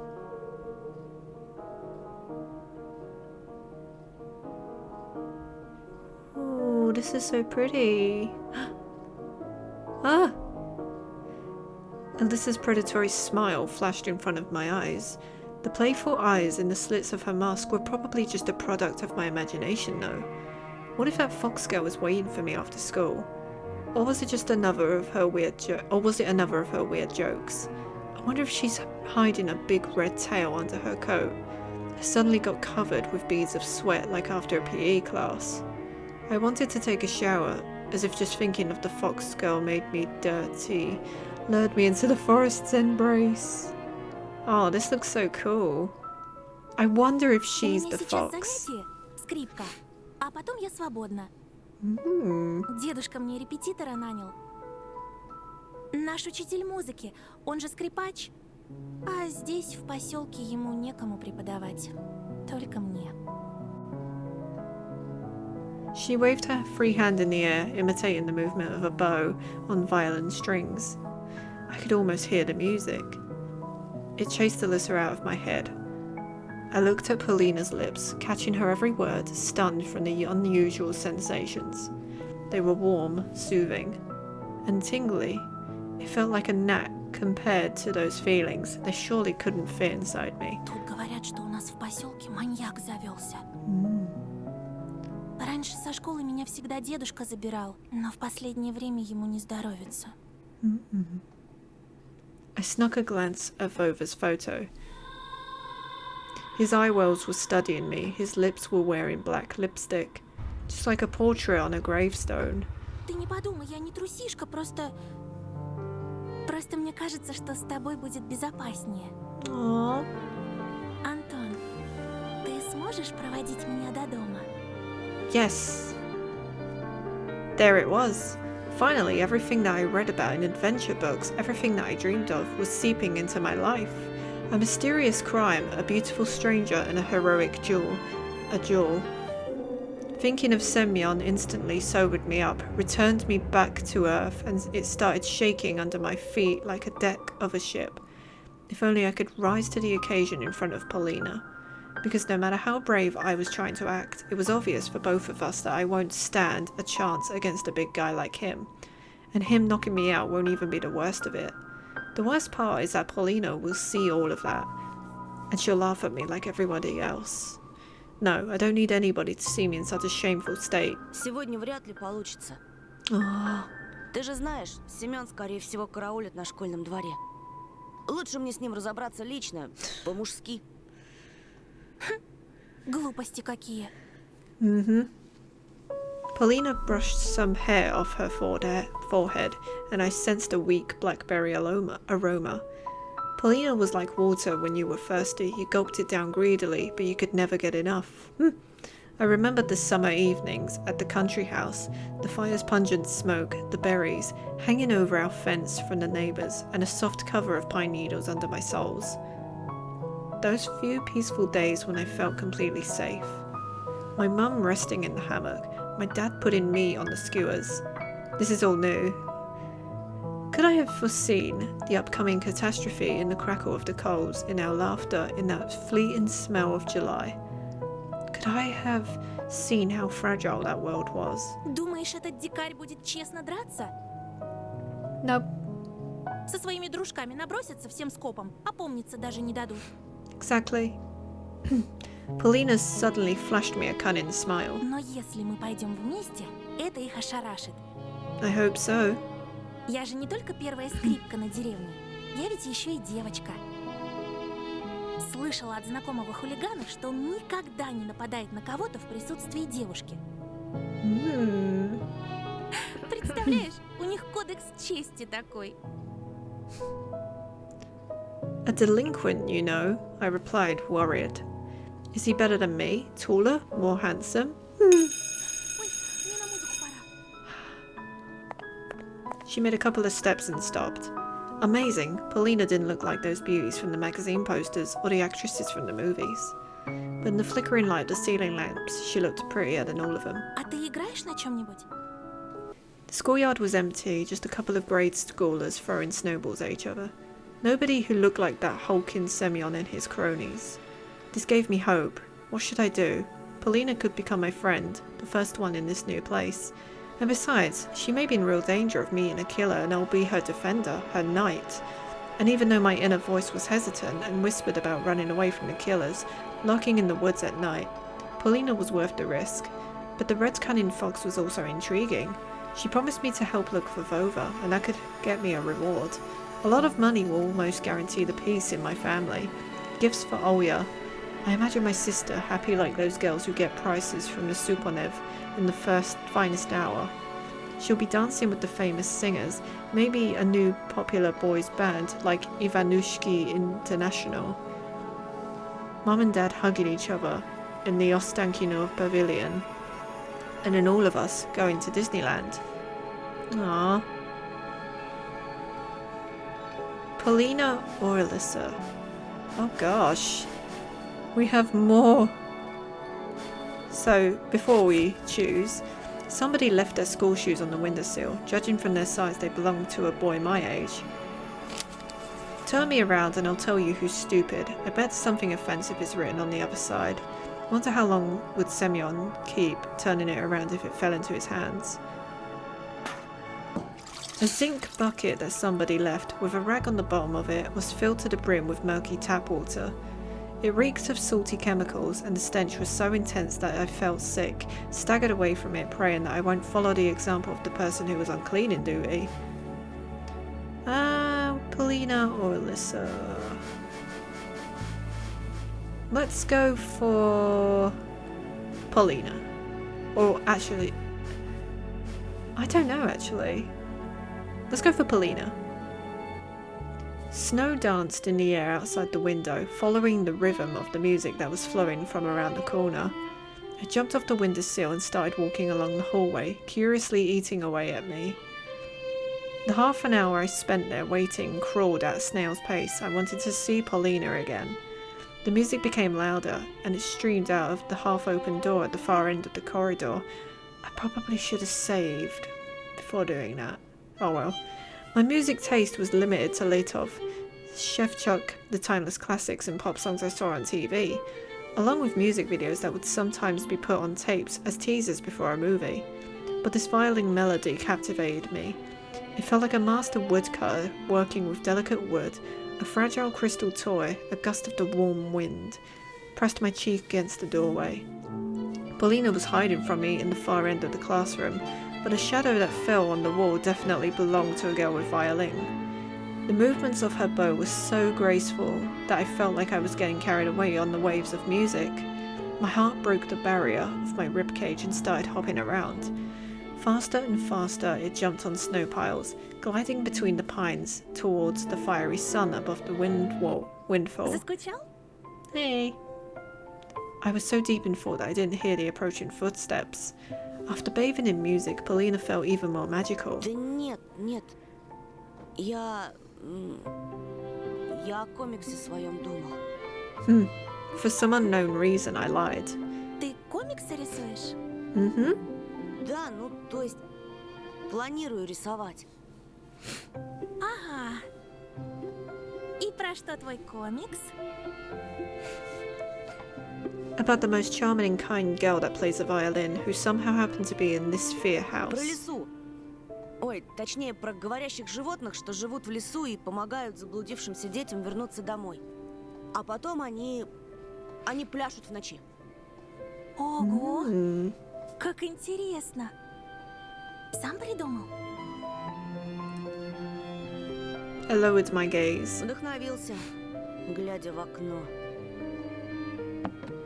Knightly vows is an achievement that I got. We descended to the first floor. I opened the door in front of Polina. Dad told me it's essential to be a gentleman. Значит, творческая личность. Я догадывалась, что ты не такой, как все. Особенный. Шутишь? Я самый обыкновенный. Это Семен обыкновенный. В смысле, обычный придурок. Oh. А в тебе живет нечто доброе и пушистое. Something barked near my leg when we were crossing the schoolyard, interrupting Polina. Не бойся, это Жулька. Julka. I stood on one knee and rubbed the barking dog behind the ear. It was frantically wagging her tail like it was some sort of propeller. I looked around the yard trying to find Alyssa, but the fox girl was nowhere to be found, neither in the yard nor on the road. Брось ее! Ты что, она же дикая! Aww. Клещей еще подцепишь. Нет, у нее хозяйка есть. Yeah. Polina looked at the playful dog with disgust, covering her mouth with a handkerchief. А у тебя никакой еды не завалялось? Кажется, что-то осталось. Покормим и пойдем, ладно? She took out a sandwich out of a bag, threw it to Zolka. The little dog rushed to her blanket, swept away the bread with her nose and started eating the bologna. Swept away the bread with her nose and started eating the bologna. Ешь все, давай. Polina tugged my sleeve, egging me on. Ты чего? She replied with laughter. It's her, isn't it? The violin girl had literally dragged me out the school gate, stifling laughs into a fist. Wasn't poisoned, was it? I turned around. Zolka followed us with sad eyes as we were leaving. The dog looked especially lonely with the school as the backdrop. Aww. And then Polina's just stopped laughing. She walked alongside me with a blank stare, completely silent. Нечего паразитов плодить. Her remark turned out pretty harsh. Was it really the stray's fault she had to live in the street? Они потом на людей кидаются. Прошлой зимой такая стая чуть дедушку не загрызла. Какой кошмар. Ему с тех пор не здоровится? Его парализовало. Он больше никогда не сможет ходить. That sucks. I remember the scary pack of dogs that was chasing me just a while ago. Мне очень жаль. Ничего. Polina showed me another enchanting smile, her eyes half closed. Главное, что мы друг друга поняли. I forgot all about Zolka after she said that. Some third graders were throwing snowballs at each other and singing. Два, три, лети, сова. The owl?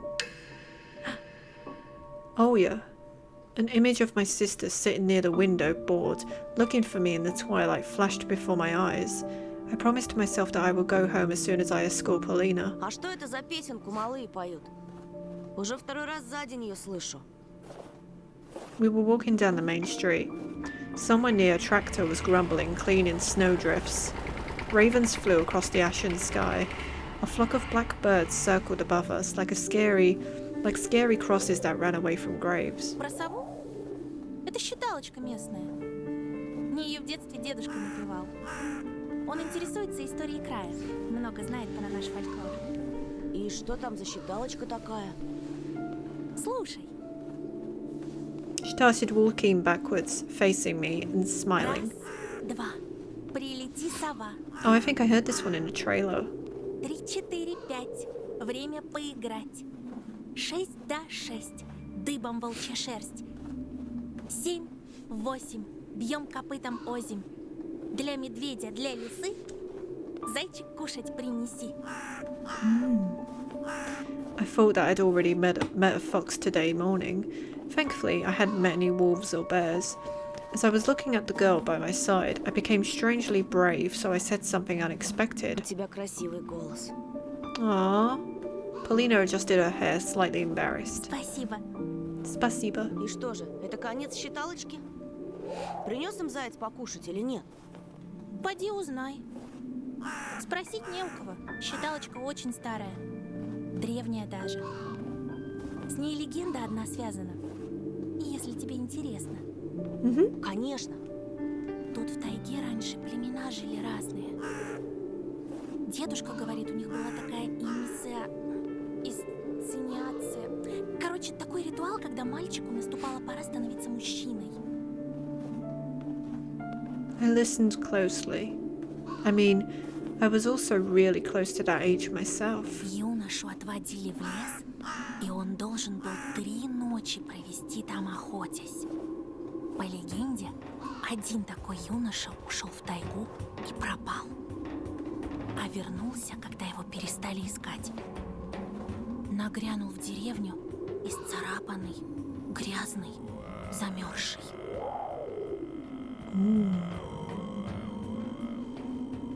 I imagined sleeping among the pines and bear nests. Родные выбежали к нему, а он упал на землю.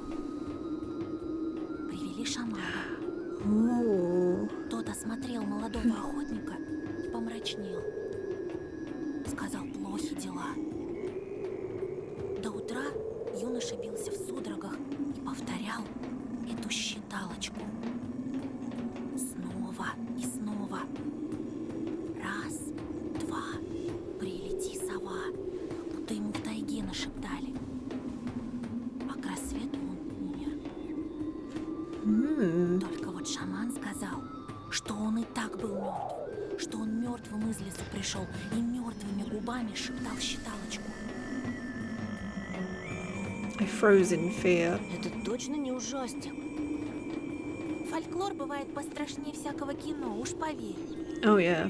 Дедушка говорит, что племя то собралось спешно и ушло на юг. Они были смелыми, если жили здесь. Paulina kicked one of the snow piles with her small boat. Смелыми и глупыми. Неужели надо мертвецу явиться из лесу, чтобы до людей дошло? Дошло что? Что нужно уезжать отсюда. Mm. Есть целый мир. А есть наш поселок. Мир. She spread her arms wide. Поселок. She showed a distance that was almost invisible with her 2 Я fingers. часто представляю большие города. Могу часами рассматривать глобус. Или журналы «Вокруг света» из библиотеки. Какие же там прекрасные названия. Только послушай. Рейкьявик, Reykjavik. Тель-Авив. Mm. Это же чистейшая музыка, а не слова. She started circling, her eyes shut dreamingly. The forest towered before us, touching the low clouds. The road fell into the semi-dark between the trees. Я бы могла покорить сцену. Выступать перед тысячами зрителей.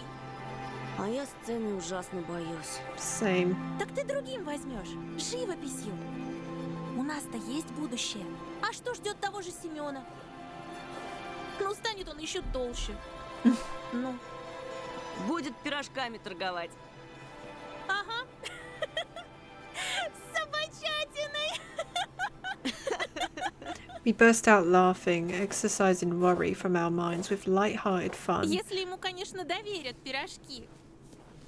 Наверное, ты права. Он их в один присест слопает. Я так и думала, что вдвоем в лесу не страшно. I looked around. The snow was sparkling, reflecting the last rays of the setting sun. My pulse fastened from the thought that we were alone. Да, ты была права.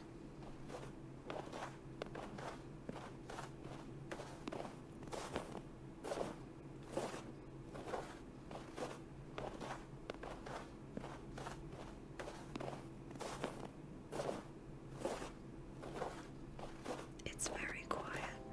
Polina rushed through the fire break. Не отставай! Никогда в жизни. Ты знаешь, ты так изъясняешься, как персонаж с приключенческой книжки. Was she complimenting me or mocking me? I didn't want to dwell on it, not when we were having such a wonderful Ну walk. да, я люблю книги. Can I save? I'm gonna make another save right here. Just so I don't lose where I am. Just in case there's another option that I need to make. Звучит интригующе. A man? Seriously? My face became beet red from embarrassment, but I still felt blessed, being able to wander around the forest with Polina like this. The girl suddenly stopped and stared silently into the darkening thicket, as if waiting for something. All of a sudden, I felt uneasy, and then she asked me in a cold voice, Ты был там?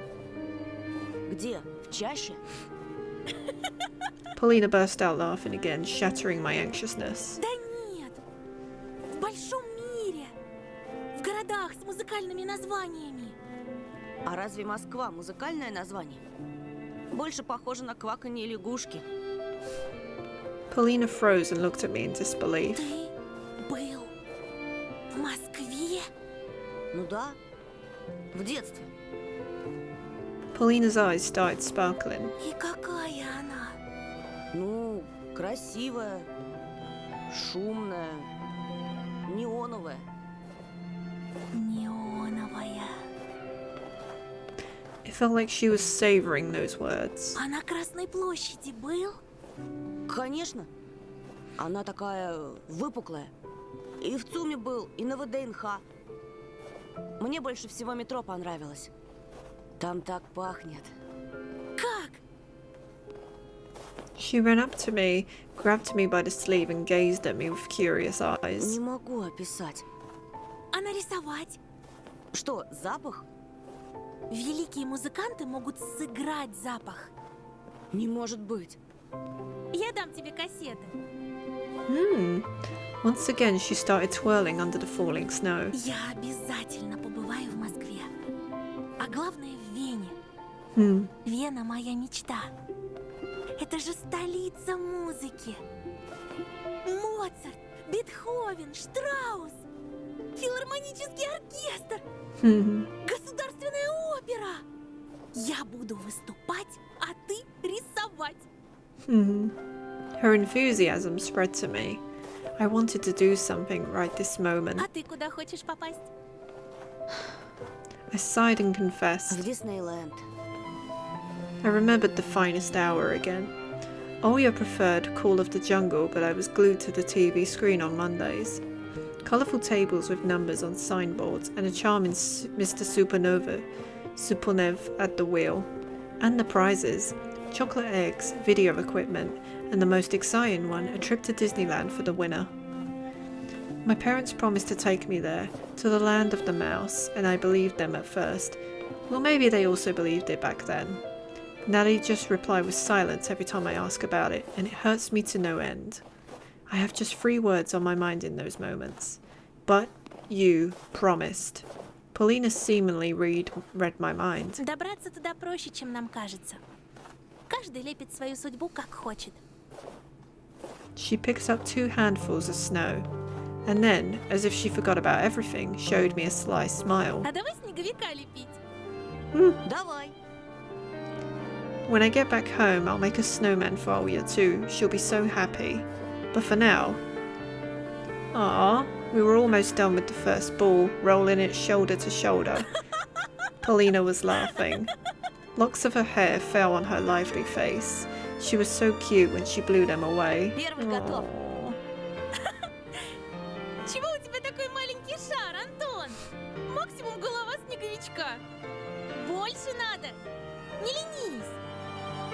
I couldn't remember the last time I had so much fun. Polina swept her lips, crimson from the Ты cold. мечтал когда-нибудь очутиться на другой... Oops. Something flashed in her eyes when she said that. I couldn't really put my finger on what it was. И даже в другой вселенной. Polina sighed in what felt like relief. Тогда ты понимаешь меня. Our palms were sliding across the ball of snow, straightening up any bumps it had. An almost ideal white ball rose up in the middle of the clearing. Then another one popped up. We lifted it up from two sides and placed on the one that served us as a foundation.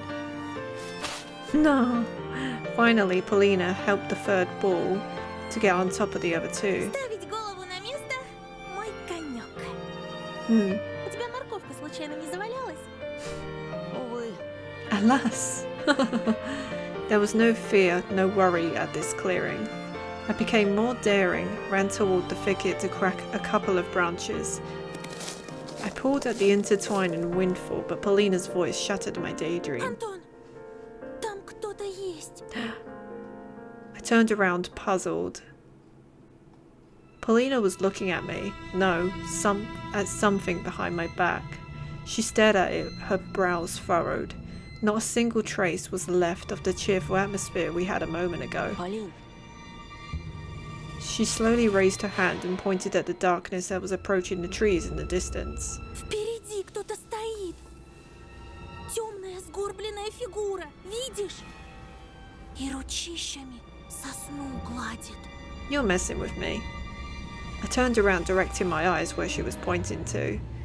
The area around the dry raspberry bushes was empty. там никого нет. Оно спряталось. За деревом.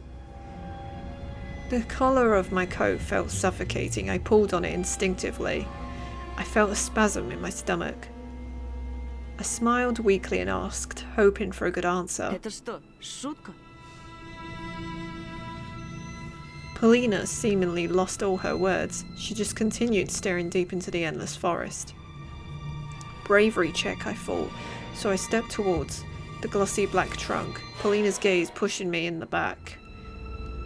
I was trying to muster all my courage, but my inner voice was telling me to stop, to curl up into a ball, to play dead even, anything but going there to the writhing darkness. The twilight was sucking me in, limiting my vision. The clearing was a deep well, its walls prohibiting the sunlight from reaching its bottom. The air was ringing, or was it ringing in my ears? One step. Why would you go to it? 2 steps. I bit my lip to stop myself from screaming and if anything happened. There was nobody behind the pine. I sighed. And she's gone! And turned back to Polina. Полина, здесь никого.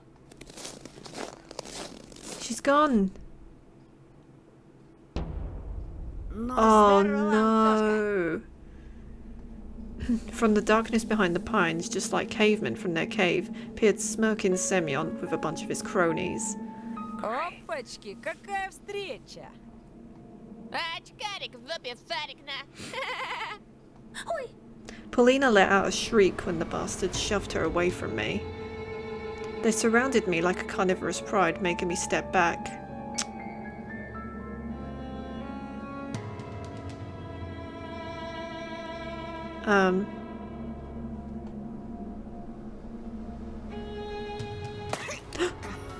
Oh god. Semyon's heavy leg blasted through the snowman's belly. Really? The balls we rolled crumbled, became a mushy mess with just a single broken branch poking out. Polina gasped angrily, scalding hot feeling also hit me. The smell of sweat and tobacco attacked my nostrils. The inside of my mouth felt salty as if I'd licked a battery. Полин, не бойся. I shuddered after hearing my own voice. It sounded unnatural, rough and scary. Полинка-то чё бояться? Лучше за себя беспокойся. The fatso spit through the gap in his teeth and pushed me so hard that I hit my back against a tree. Ну как? Страшно, мудила. I heard Paulina's angry voice from behind. Не трогайте его! Yes, you tell him. It would have been better if Paulina wasn't around. I wish she wouldn't see me in such a shameful position. Глядите-ка, пацаны!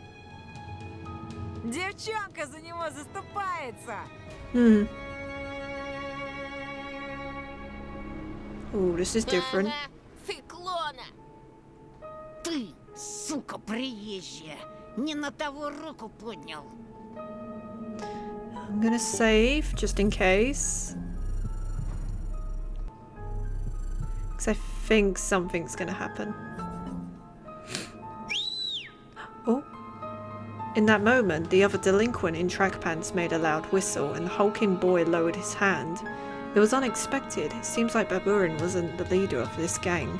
In reality, they were all listening to the boy who was looking like a small carnivorous animal with very strong and sharp teeth. They decided against hitting me. They probably wanted to humiliate me in front of the girl first. Damn it. Слышь, Гондон Батькович, а это кто? Еще одна подружка? Да у тебя тут гарем, на. And then only then I noticed Zhouka behind my legs, trembling from the cold snow plastered all over her fur. She probably ran all the way from the schoolyard searching for her smell. Oh no.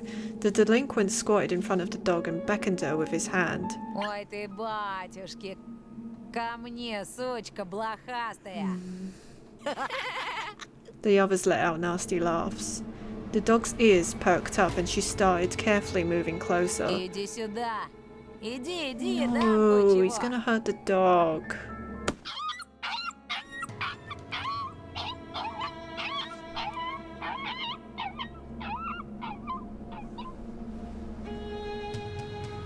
What? The dog didn't even have a chance to sniff him when this animal abuser caught it by the ear and kicked it right under the tail so hard it flew into the nearest snow pile squealing. The whole gang burst out laughing and my heart got encrusted in ice. Even the birds that were perched up on tree branches let out frightened caws. What's that? Oh, it's the dog flying over. Jesus. Then I noticed something strange. Paulina could hardly keep herself from smiling. Does she really hate dogs so much that what this skinny guy did amused her? After locking eyes with me, she's changed her jubilant smirk to a thoughtful grimace. She's faking it! Why isn't she running away? I thought in horror. At the edge of my vision, I saw something flash in the illusory twilight of the sleeping forest.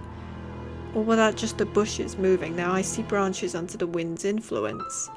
Робка, она ж больше срать не сможет. Давай теперь я. Второй раз ебану минус на минус даст плюс. But the stray was already nowhere to be seen. Чего ты, баран? Втолкуй его на очкарику, где его место. Только так, чтобы он понял. Ага, за ним косяк на. Этот очкарик тебе при всем классе всек. Да без Б. Semyon brought a sizable signet ring up to my face with some geometric shape carved in it. Ща, парашник, я тебе этой печаткой так зарежу. Клеймо на всю жизнь останется. Where did all of my inner strength and bravery go? A wheezy whisper left my lips, stop, and my head tilted forward, hitting Semyon's fist. Red sparks flew from my eyes. They're going to gang up on me and beat me up. Рома! Пусть они прекратят! Прости, но пацанам надо по-мужски побазарить. А тебе в сторонке постоять. Бяша, подсоби. Semyon gave me a rough push toward the bastard with the slanting eyes and he tripped me. I fell and hit the sharp crust of ice and the fatso stepped on my hand, stopping me from getting up. So what's going to happen? Как заныл. А ты случаем не педик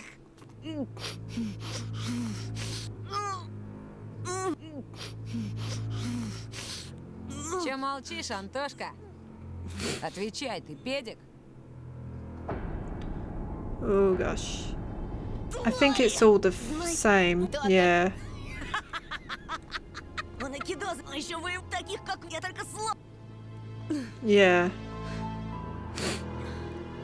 Воевал, говоришь? Мой батя тоже воевал в Афгане. А твой? И мой. Да, и в каких? Да он фу-фу, Mm. бля, будуна. Думал, меня так про... Я тебя сучу. Ты сам себе приговор подписал. В школе тебя училка спасла, ну а теперь все. Хана тебе. Во-во. Seems like it. Давай, Антошка. Молись, чтобы твой труп по весне Jesus. нашли б. Сидел бы ниже травы, был бы целочкой. Жирного стукнул одно дело. Но про Афган пиздеть, где мой батя под пулями. Долг интернациональный. В Даште Марго, блядь. Сёма, ушатай-ка его.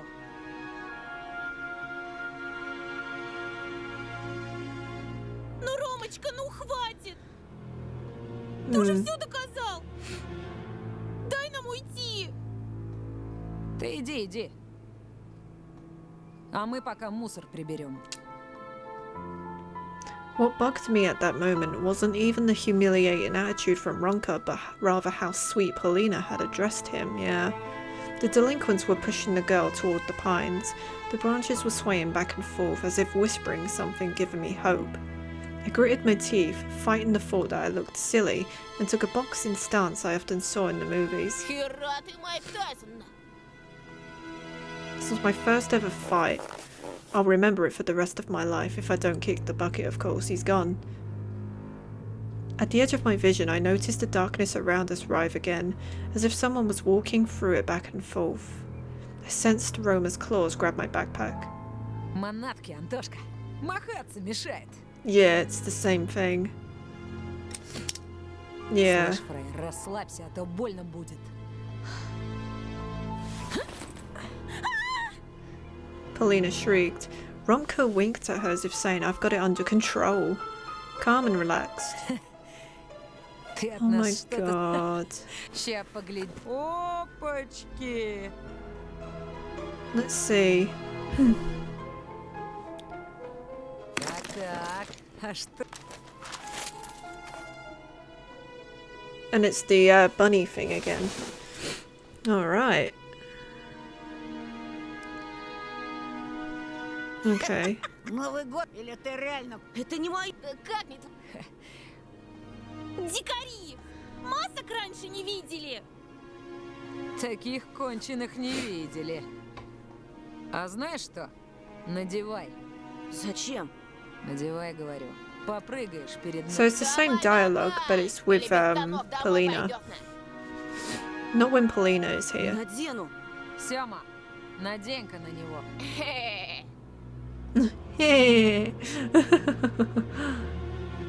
I looked around the pine woods, as if waiting for help, as if the shadows that writhed around us would take pity on me and take my side. Branches looked like arms twisted on unusual angles. Yeah, I think it's the same one. No, I won't run, won't abandon Paulina. Только учти, Сёма. Если он скакать не станет, ты сам за него поскачешь. Этот чмошник и не станет? Да погляди на него, он же дурик конченый. Этот дурик тебе уже раз в жбан зарядил. Ромка прав. Давай, толстый. Восстанавливай авторитетно. The fact that they call him that too. Или сам у нас запрыгаешь так, что тетяндра отцепится.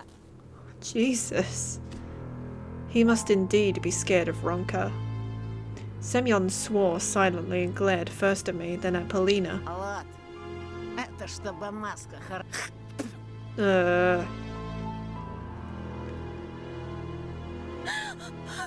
Paulina covered her face with her hands in terror. Надевай, быра! А ты урою! Okay. Is there a choice that we can do? Tell to fuck off. Oh my god, yes. Tell him to fuck off. Yes, tell him to fuck off. Yeah. For some reason, Romka's disappointment with Semyon made me feel brave. Something was wrong in their crew, some old disagreement. I should cut this old wound open. You know? My own voice, smooth and determined, was a huge surprise. I stepped forward and calmly proclaimed, yeah. You tell him. It felt like the world was paused for a moment and then the time continued its flow. Semyon's pupils widened, the mask fell out of his meaty hands. He took a little while to process what was happening, with a stunned look on his face as if he was trying to resolve a different math problem, and the answer he got made him mad, judging by the bulging veins on his forehead. The others just observed the scene silently, waiting for the inevitable payback. I noticed Paulina's face stretch in horror.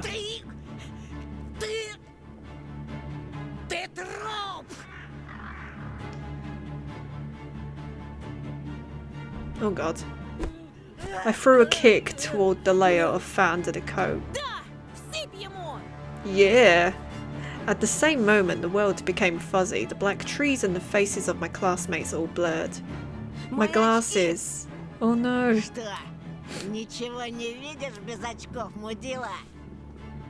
He threw up the hand that was holding my glasses toward the sky so I couldn't get to them.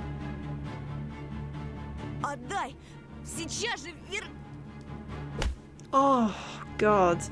I was interrupted by a leaden fist with a sharp signet that hit me in the brow, producing a cracking sound throwing me to the frozen earth. Aww.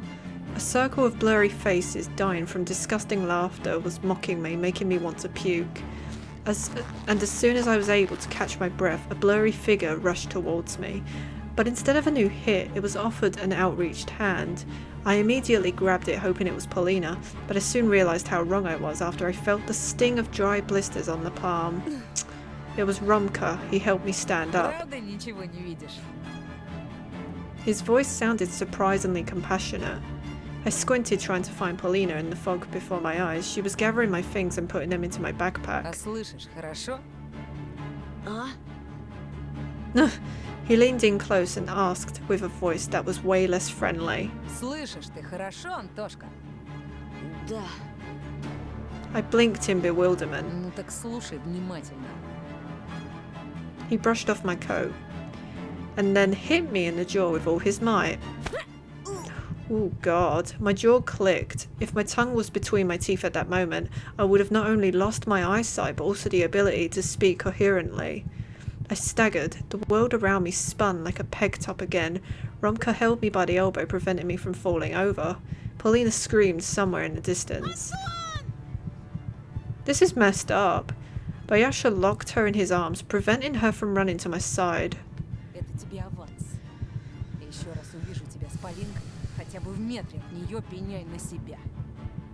Let me guess, she's your girlfriend.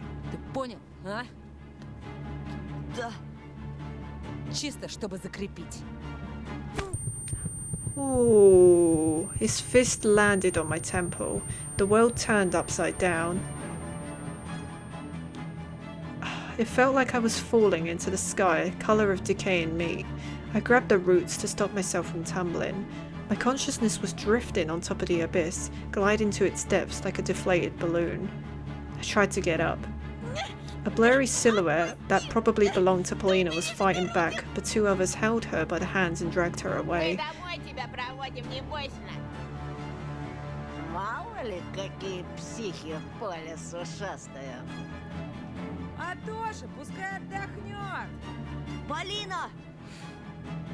Romka's boot met with my face. Oh, what a dick. My hands got twisted, the back of my head hit the ice, my eyes rolled over. The darkness jumped out, took a stance, just to devour me. Tough luck. That's the achievement I got. I said tough luck. turned around, dug my nose into the bedsheets, forced my eyes to open. Painting on the walls, books, a pile of comic magazines. Felt up my chin, afraid that it will respond with sharp pain. My fingers slid across my face to my temples, no bumps, no pain. I sat up blinking in surprise, fixed my glasses, studied my hands, clean, without any mud under the nails. My school bag was reclined against the table. I heard bits and pieces of conversation through the door. I was at home in my bedroom. Did I get here myself? And what about the glasses? Did Semyon return them? Polina, maybe? Or an unknown friend? I decided to leave that question for later and looked out the window. The forest had many secrets, and it wasn't in any hurry to reveal them to me. The clock on the nightstand showed 10 a.m. The sun was already above the horizon, but it didn't bring any warmth. The thicket cracked with its old bones.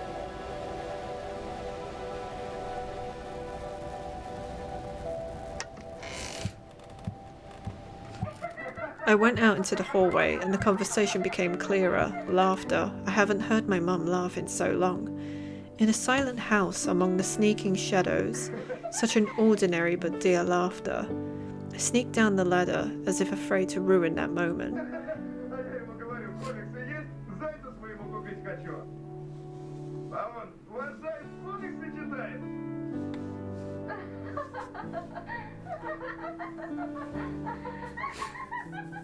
Ну да, говорю, заяц у меня цирковой. Боже, ты лучший. А ты сомневалась. Жених и невеста. When I entered the kitchen, Mum was kissing Dad on the forehead and he was gently stroking her shoulder. Olya sat between our parents, armed with a fork. The polka-dotted cooking pot emanated a pleasant aroma even with the lid on. А вот и он. Привет, Соня. Весь в отца. The white canvas of a frosted window behind Mum's back made it look like she was painted there. Садись, садись. В ногах правды нет. А завтрак – самое важное для здорового человека. I sat down smiling, charmed by the whole scene. Olya winked at me and the lamp on the table flickered in unison with her. Заспанный какой. Какой есть? Наш, родной. В детдом сдавать поздно. Dad let out a dry laugh to show he was joking. Mum slapped him on the shoulder. Ой, я голодная, страшно. А мы, думаешь, просто так тут слюной капаем? Братик, ты так кушать будешь? Как? I caught the sparking gazes of my parents on myself. If I had a camera at that moment, I would have taken a snap so I could always look at them smile. I wanted this beautiful moment to last forever. The light bulb went out and then came back. The window glass shuddered slightly. Сними маску, сынок. Есть же неудобно. What mask? Какую маску?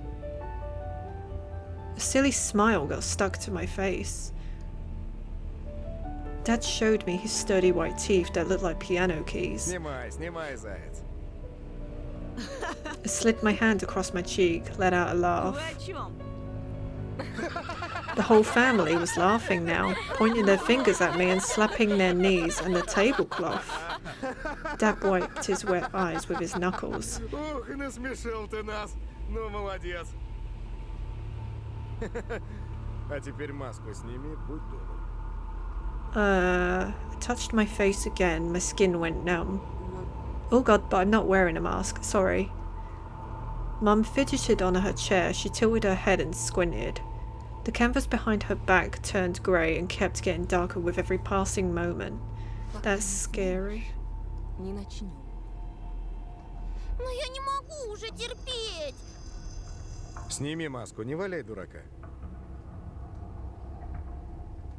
His voice was kind but firm. Мам, Тоша меня пугает. Chair legs scraped against the floorboards. Olya moved away from me. She wasn't smiling anymore. Actually, there wasn't a single smile left in the room, if you don't count the cracks in the walls. Что ты наделал? Твоя сестра плачет. Aww. Olya sobbed, her eyes downcast, sneaking fearful glances at me. Oh god. Mum slammed her fist on the table and I almost fell to the floor along with the chair. Сын называется. Whoa. Мы веселились, а тут ты пришел. Испортил все. Splashes of saliva flew at me. I turned to Dag, begging him to explain what was going on. What the hell? Sticky syrup trickled down Dad's beard, falling on his shirt. His eyes were looking in different directions. There was a loud sound in the attic. Water pipes crumbled. What is going on? Oh, that's creepy. The house came to life. Every room had someone rustling, moving around, breathing in it. The light bulb started flickering like a stroboscope. The faces of my parents disappeared into the darkness only to appear again moments later. A tall shadow walked past the window. I was about to jump up and run away, but my body wasn't listening to my commands. My hands just obediently stayed on the table. I became an onlooker. The lights went out. I spent 3 heartbeats in complete darkness. Oh my god! Holy crap, that looks so cool. Then the bulb flashed with binding light. Can I know you can, yeah. That is a shot right there. Oh my god. 3 masks were looking at me with their gaping eyes. A fox woman, where my mum was just a moment ago. A wolf man at the head of the table. And a bunny girl, my Oya.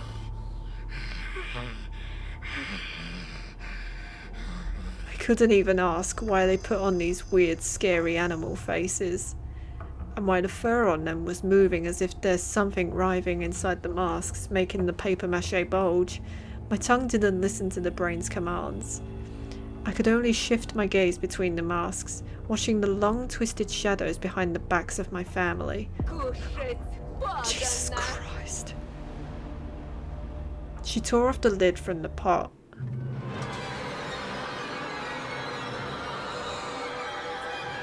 Oh my god! A cut-off head was lying in the bloody gravy. That's him! A pair of glazed eyes was drilling me from inside the pot. Its mouth was open in a silent scream.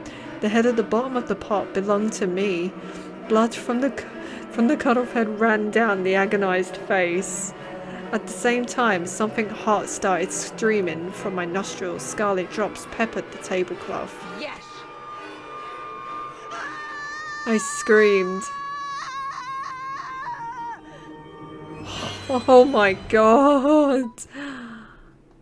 I jumped up. My jaw was burning, as were my temples. The kitchen, the beasts and animal masks, and the dead head. Everything was gone. Everything but the goddamn mask that was haunting me. One of the delinquents put it on my face for the laughs. I tore off the bunny face that had already stuck to my face, threw it into the darkness and realized that I woke up near the crumbled snowman in the forest. Covered in snow and coniferous needles, without my glasses and with a smashed face. So I blacked out. Horrible. Oh gosh. Pulsating pain seemed like a gift compared to the horrors I just dreamed of. This is insane. I stood up, spitting out blood. The forest kept me in a cage with its wooden bars. I didn't know how long I was out. My limbs were numb from the cold. My pants were soaking wet. I stood alone in a ring of towering trunks, not being able to see anything. The world around me moved and vibrated. My ears were plugged up from all the rustling. The treetops melted into the cosmic darkness. The bushes became cages, their hostages suddenly set free.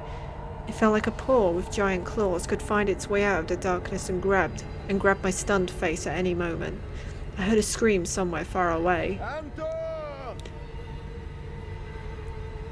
Someone was looking for me, just like that boy who went missing. Tears stung my eyes. A heavy drop fell from my lashes. Anton! It's gotta be my dad. The scream was closer now, and for a moment I even believed that I was about to be saved. Я здесь!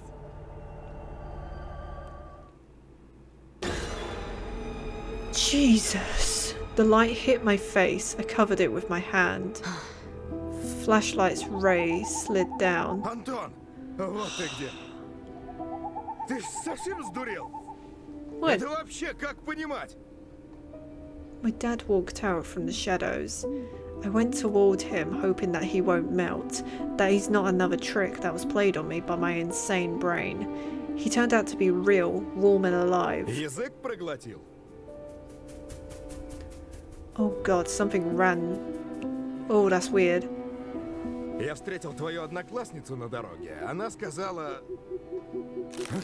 Oh, branches cracked in the distance.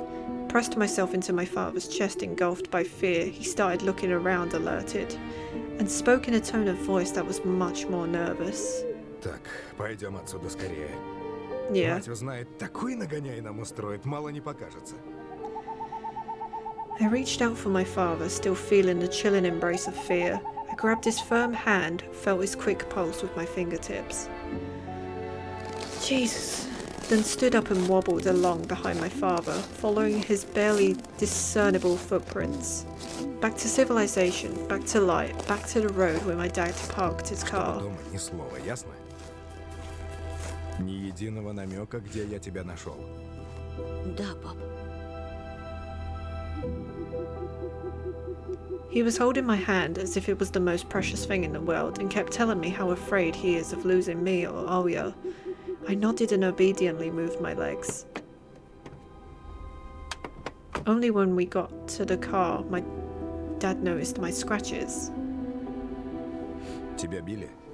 Yes. I felt up my cheek. Подрался. Из-за чего? Из-за девушки. Dad replied with a thoughtful nod. I heard the low hum of the engine. My dad wore a fearful expression. It wasn't that sticky fear that paralysed me into the nightmare, though. His fear was a noble crystal-clear diamond. He opened up the glove box and pulled out napkins. Мама бы сейчас меня не одобрила, но вот что, сынок. Драться за девушку – это правильно. Да, нужно решать конфликт словами, но иногда слова не помогают. Dad flashed an encouraging smile at me. Right as he was about to close the glove box, I noticed a handle peeking from under a rug. Is that... It's a gun! He was carrying a gun around. My dad, a member of Intelligentsia, had a pistol with him, just like an action movie hero. Or like an ordinary thug, some voice whispered to me. Pines were flying by the window. The car's headlights struggled against the darkness. We were driving home. Dad cautiously studied me in the back mirror. I thought about the gun, about my dreams, about people in animal masks that pretended to be my parents. Jesus.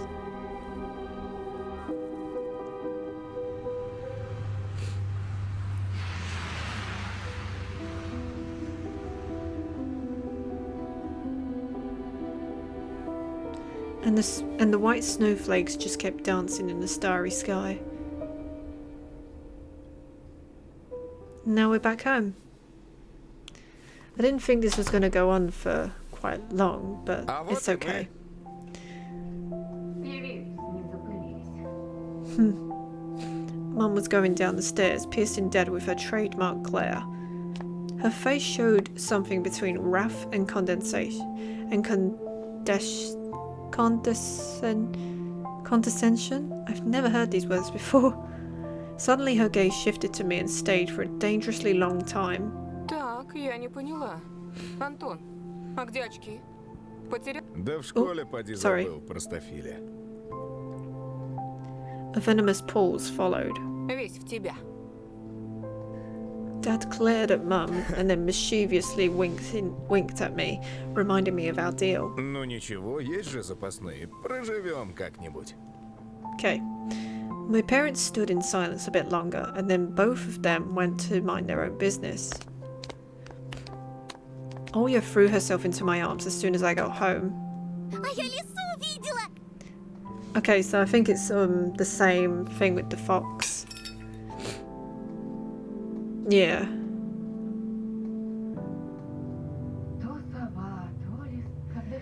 Yeah. I think it's going to be the same dialogue. Не подходи к... Yeah. Ты чего? Не подходи, слышишь? Ну, лис... Это ж была не... Расскажи ему, Оль. Она на двух... Только она была в... Видишь? Еще раз увидишь ее.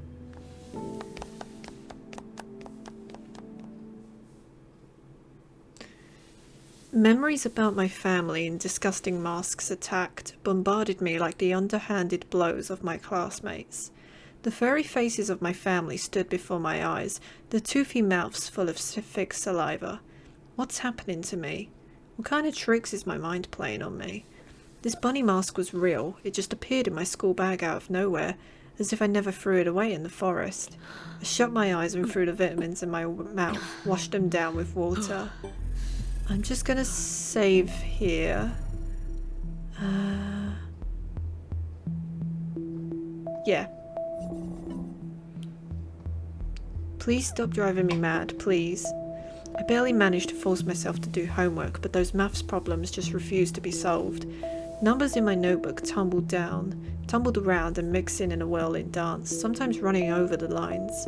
My head became heavy from that pandemonium, and I almost dropped it into that chain of numbers.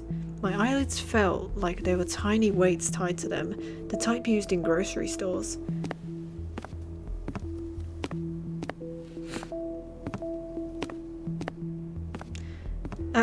And right at the moment I surrendered and closed my notebook, the memories of my day started flashing before my eyes. I was in the middle of the stuffy school corridor.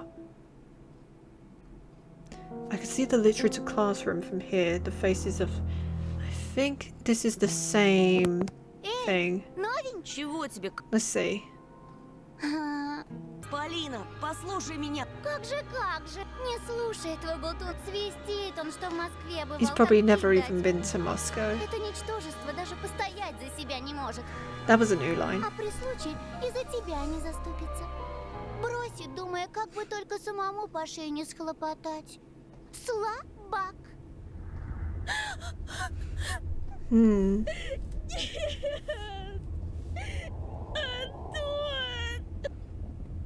Yeah. Убери от нее свои So, лапы, чудо. this is the same thing. Okay, so after all of that, the ending is the same. Semyon is still missing. So I've gone through that. And I think with him still wearing the mask with Polina around, it's still gonna be the same. But if anybody does that ending, then I'm sure you can see that. I want to check out the other ending with Elisa the Fox, so I'm going to take a quick break and then we will check out that other ending. Alright, so we are now at this part where we pick the fox. So we've picked Elisa the Fox. After closing my backpack, I ran down the steps. Ooh, achievement unlocked. Adventure. I'm going on an adventure! I scanned my surroundings through the window in the main hall. Nobody suspicious in sight. The school doors creaked. The sound was similar to the music from a thriller, a high note that comes before an intense scene. I ran around the school corner, trying not to catch anyone's attention. The smell of pastry and burnt sugar wafted from the school cafeteria. Chicken? Yep, just making sure I'm still recording. I froze when I saw a silhouette in the second floor window. It must be Polina, gliding with a bow on violin strings with her head slightly tilted to the side. I wish I could hear the melody she played, and Polina looked more like a dark outline on a yellow sheet of a window. I dragged my feet forward.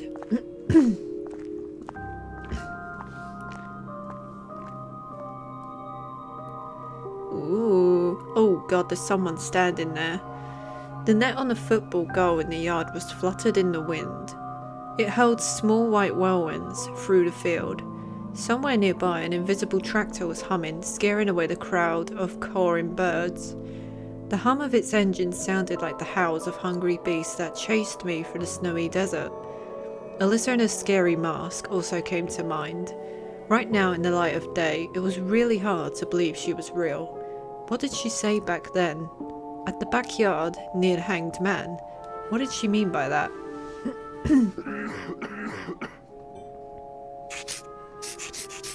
I looked at the... He's gone. I looked at the wall. There was a hanged man drawn under the black line made of resin. Someone was playing here. Something was scribbled on the both sides of the man. Escape, fear, truth. It took me a while to realise where the sound was coming from. My eyes darted back and forth, looking at the empty cul-de-sac, at the school's backyard, at the windows that reflected sunlight at the snow. Can we not look at anything else? If only we looked at the other things. One of the snow piles started trembling like a volcano before it erupts. Jesus! In the blink of an eye, the white crust crumbled and the fox jumped out of the snow. She made a gracious bow, enjoying the effect her appearance had on me. The silver of snow shined on her coat. I couldn't even imagine that thinking about girls with tails can be this. I don't know what to compare it to. Something infectious, toxically sweet.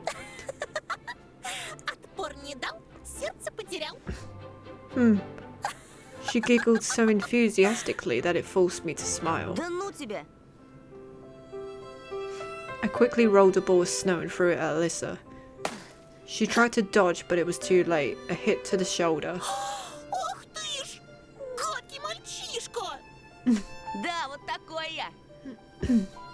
The fox slowly backed down, trying to arm herself.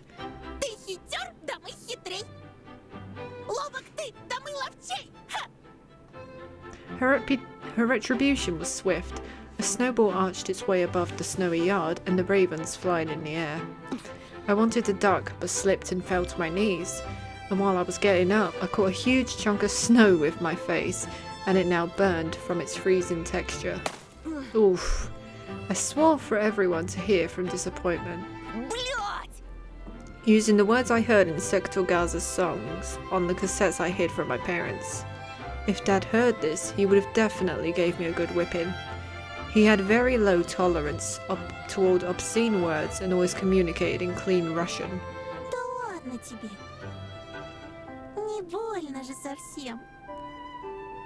She brushed off my hood as if to show compassion, took me by the elbow and helped me get up. Carefully with kindness uncharacteristic for a child, she took off my glasses, blew away the snowflakes that were stuck to them and handed them back.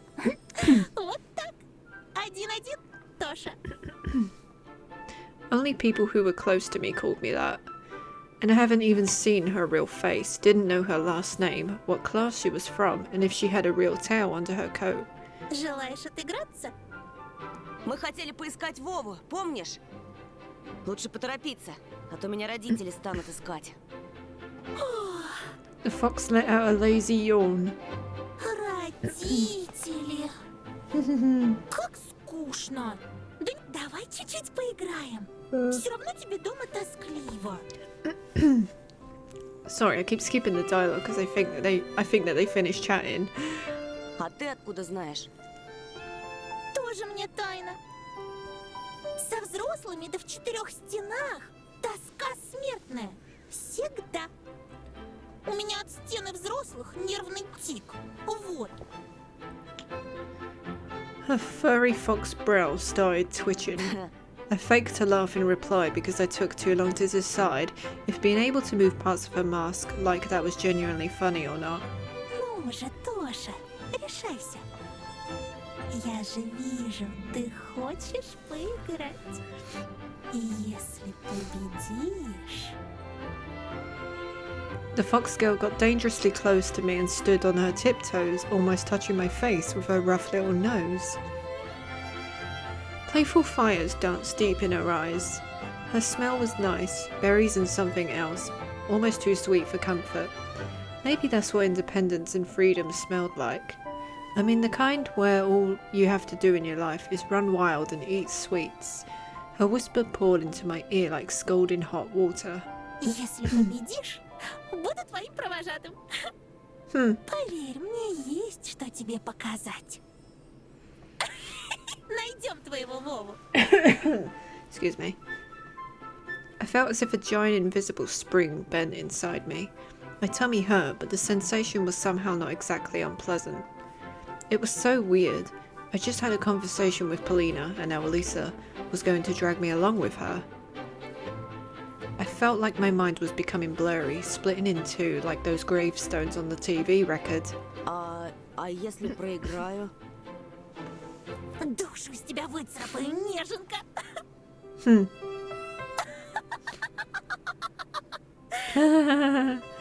Давай, скорей.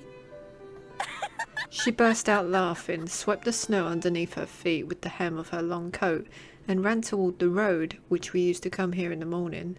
Her promise, that sounded almost like a threat, hypnotized me. I bent down and scooped up some snow. I wish I had a device that could tell whether Elisa was joking or being serious. Or is there always a third option with people like her? Between her jokes, her laughter, and her hot breath on my ear, I wanted to win. To punish her for the lightness and freedom she possessed that was clearly too much for an average girl. When I, on the other hand, was possessed, or rather intoxicated, by the thirst for adventure by my curiosity. Just like that time when I ate cherries from Mum's Navlika and was lying down with my eyes closed while the bed was spinning underneath me. I spat, then cleaned my lips. Do you want to play, little fox? Well then, let's play. I armed myself with a snowball and chased the fleeing fox girl. Aww. I saw a familiar street with wooden posts that didn't look scary anymore. They were just logs covered in snow. If I were to shout now, the guard dogs would start barking and their owners would peek out of their windows. Elisa's small silhouette was mocking me from far away, so it was useless trying to hit her with a snowball for now, a waste of ammunition. Birches, broken by the cold, peeked out along the cleared road. A giant snow pile towered near one of the trees. This was probably the place where the tractor brought all the snow from the village. A whole family of foxes would fit in such a pile. No, I thought, there isn't any other fox. Elisa alone was already too much. Doggo! My second morning acquaintance was running around near the edge of the forest. A stray dog with the mangy tail. She sniffed around, marked the naked blackcurrant bush, and ran toward the next one. Elisa showed up from under the hill. Julka. The dog's ears perked up, it barked in agreement and followed the girl's lead. We ran farther and farther, exchanging snowballs, laughing and stumbling. The winter forest rose in front of us, reaching for the low clouds with its treetops. We were at the edge of its shadow bony and almost material. The fox hid behind the thick pine, clearly trying to get close to me and shove some snow under my collar. It was a good plan, but Zholka, who was running circles around her, gave away her position. I broke off a dry branch and decided to act even trickier. I put my hat on it and brought it to the side of the pine. I'll make her think it's my head. I bit my lip to stop myself from laughing, then jumped out from the other side and threw a point-blank snowball. Elisa probably cracked my plan right away, but still let me win 3-1. I was wounded in the leg, and she got shot in the chest and the stomach, losing imaginary blood in front of my eyes, pleading for mercy while also choking from laughter.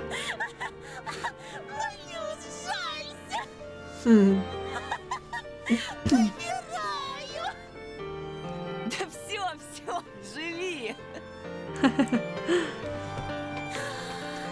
Спасибо, добрый рыцарь. She pretended to bow to me, then grabbed 2 full handfuls of snow and, like a dying warrior, threw them my way in a last-ditch effort. I dodged her attack easily, laughing uncontrollably and being mad at the same time. I finished her with 2 precise shots. Живи. Научил бы меня жить, раз умный такой. Молчи, ты умерла уже! Тоже мне помеха. Давай сыграем в кое-что поинтереснее. Ooh, she made a blind throw and dashed behind the trees. Раз, два, прилети, сова. 3, 4, 5. Время поиграть. I hesitantly moved toward the windfall. 6, да, 6. Дыбом волчья шерсть. I thought I saw a real tail glide across the bushes. As if on a leash, I rushed to the intertwined branches that helped Elisa hide. I had to move them, tear them off like spiderweb. Branches sprang back in my face, but it felt like they were caressing my cheeks instead of hitting them. I was sweaty, but still had a lot of stamina left. I'll make sure to catch you, little fox. Lisa's voice wandered behind the windfall. 7, 8. Бьем копытом озимь. The voice acting is so good. А я тебя недооценила. Думала, ты просто мальчик. Confident that she was behind the dry pine, I rushed to intercept her. But the local acoustics tricked me. Her voice was already echoing from the other side. А ты зайчик. Шустренький, хорошенький. A snowball flew at me from the shadows, whistling past my ear. Я тебе дам, зайчик. Дай мне зайчика, дай. The bright fur coat of a fox flashed near a rotten stump. I rushed there, jumping over a hole in the earth. Зайчик, выходи скорей. Мясом накорми зверей. Oh, I'm not too sure what that says, sorry. This fur collar that flashed from every tree was the most important thing in the world for me. My lips started trembling as if I was a hound chasing its prey. One jump and the fox was in my embrace, so smooth, so desirable. Все, ты победил. I'm losing my voice.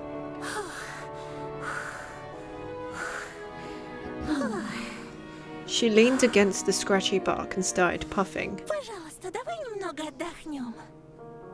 Ты слишком быстрый, слишком сильный, лакомый, слишком.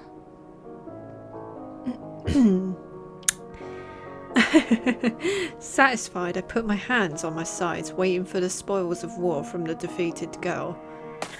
But what I got instead was a sly snowball in my smug face.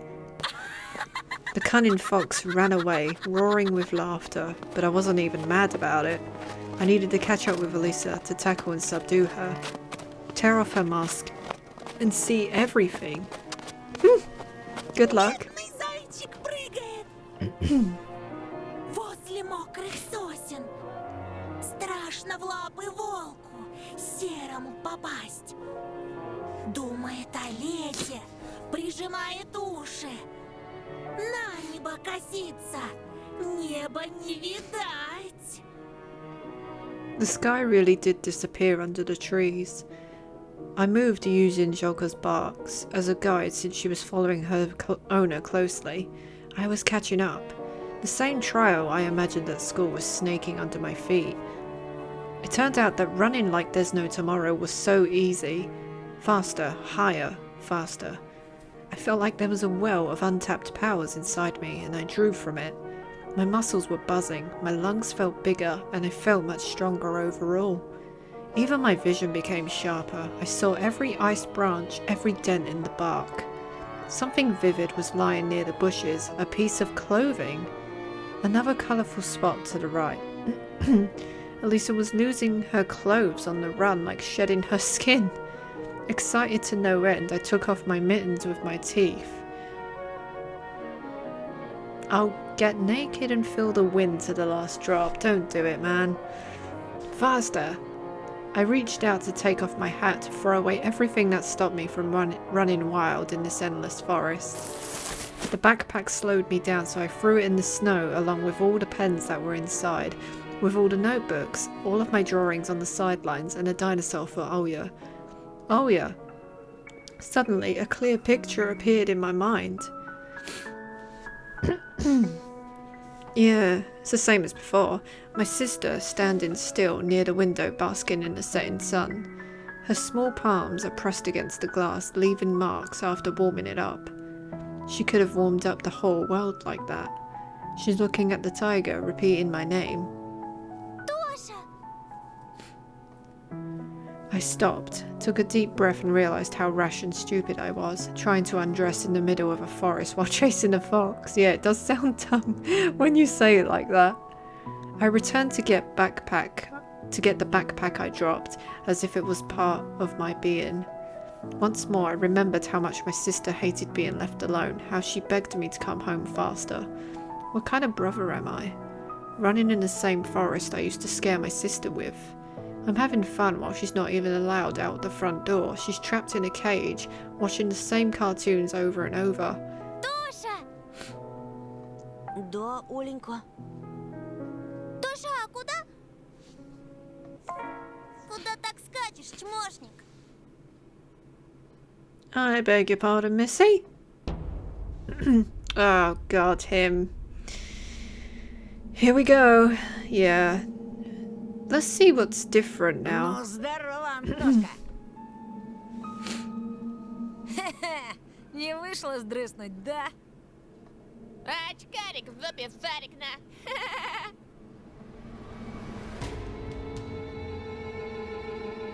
Алиса!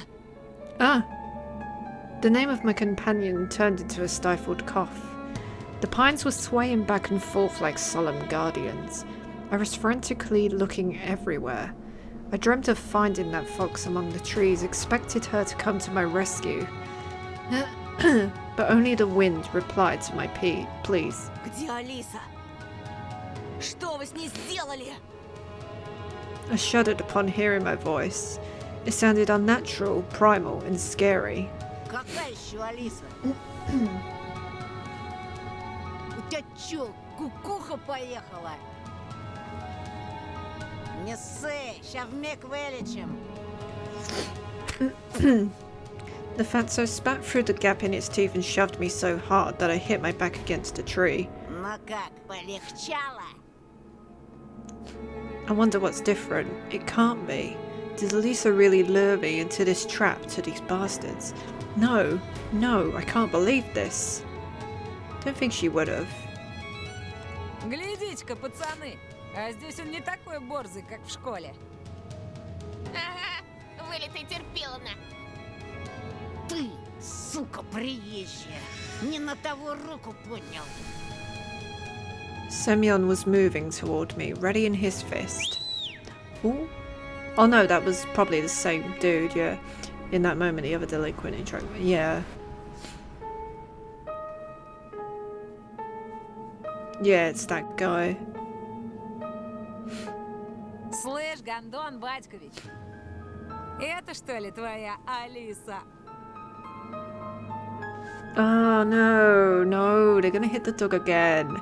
Only then I noticed Yoko beside my legs, trembling from the cold snow plastered all over her fur. The delinquent squatted in front of the dog and beckoned her with his hand. Ой ты, батюшки.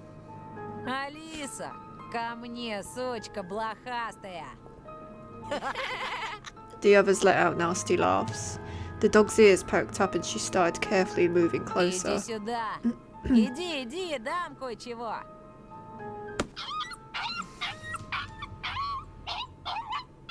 What a dick. The dog didn't even have a chance to sniff him when this animal abuser caught it by the ear. Yeah.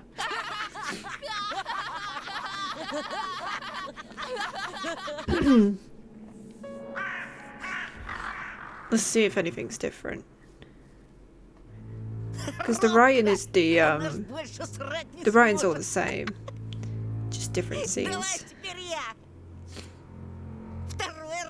Ебану минус на минус даст плюс. Чего ты, баран? Втолкуй его на очкарику, где его место. Только так, чтобы он понял. I wonder what would be different. За ним косякно. Этот очкарик тебе при всем классе всек. Да без Б.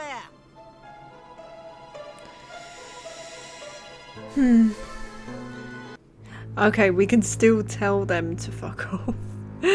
I think if we put it on, it's still going to be the same. So we're just going to see what happens when we tell them to fuck off.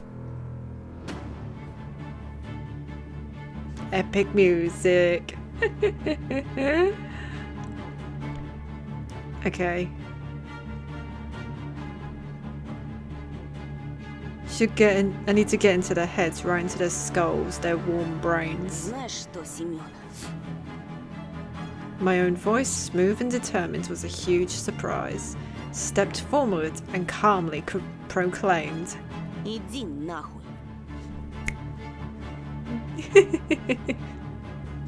I felt like the world was paused for a moment and then the time continued its flow. Semyon's pupils widened. The mask fell out of his meaty hands. Took a while, yeah. It's all the same.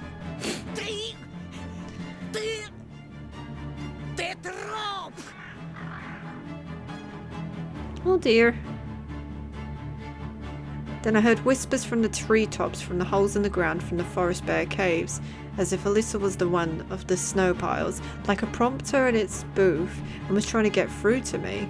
With no sign of fear, rather with a tinge of playful rage. That's how this low hum sounded to me. I stared into the clearing between the trees. An orange spot flashed there. Ah!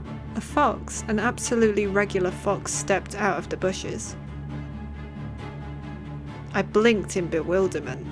An animal fell on its tummy and was staring back at me with its burning eyes. Its furry tail was sweeping snow left and right, raising the white powder. I was still looking past him at the fox that was smiling at me. She grinned with all her teeth while digging a hole in the snow pile, moving her paws as if dancing. Her sharp face was covered in snow, her whiskers were trembling. The fox put her face to the ground, the silvery plates of her eyes were full of liquid silver. I returned my gaze to Semyon's twisted face. He was growling something unintelligible. I have to save it here because I think this is probably the best one. Yes. The fox backpedaled and disappeared into the darkness, and the forest released a breath of whisper at me.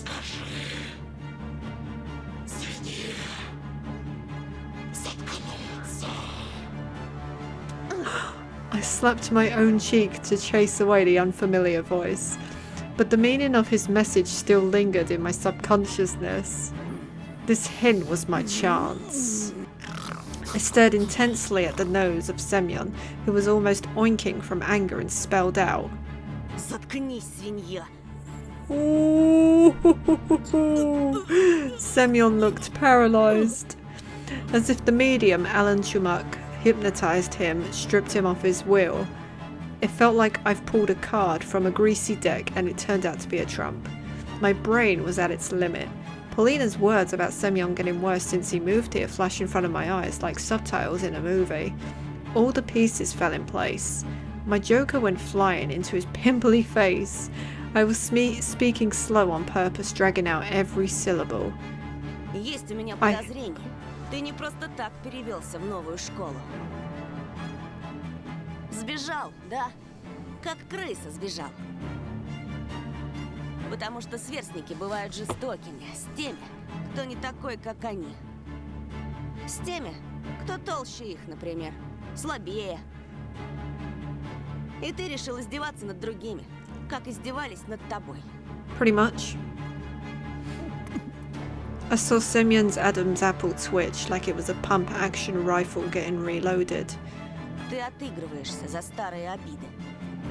It's true though, those who hurt.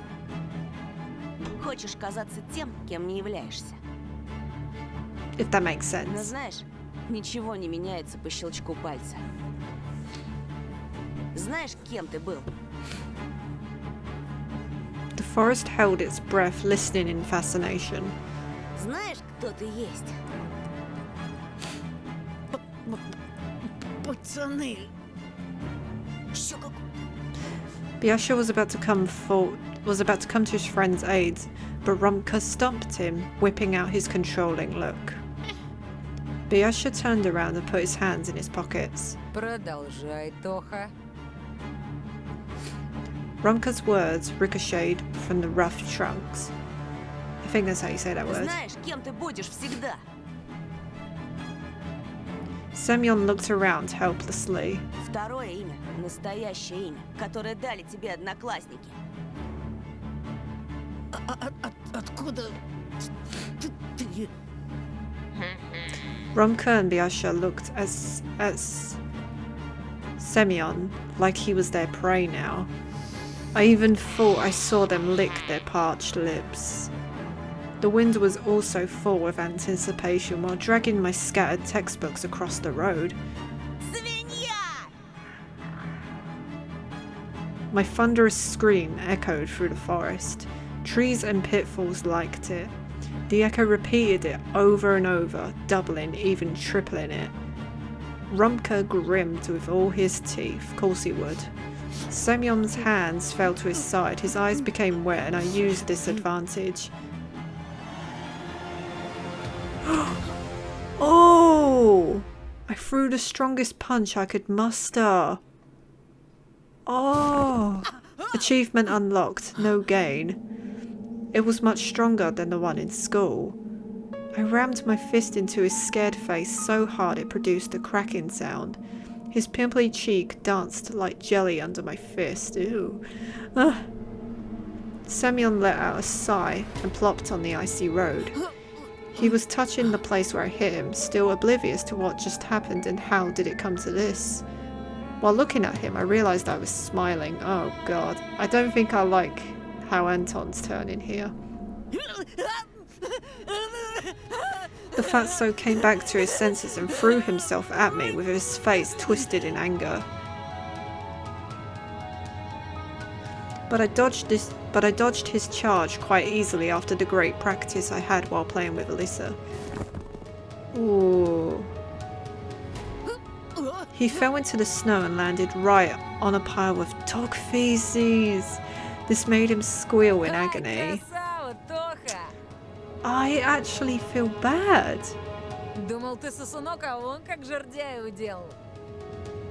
I mean, I know he was like horrible to us, and you know, we understand why now because he was being bullied so bad in the past, but is it just me that feels bad? Semyon started sobbing after he realized the direness of his situation. Сука! Че я бабушке теперь скажу? Она меня убьет, когда увидит. Чего ты там скулишь? Тебя с парашей не слышно. Semyon's futile attempts at cleaning his coat caused a fit of giddiness from Biasha. I also smiled, angrily twisted. I also smiled, angrily twisted my lips. А ну вставай и скачи, как зайчик. Только желательно подальше, а то от тебя уже дерьмом несет. Фу!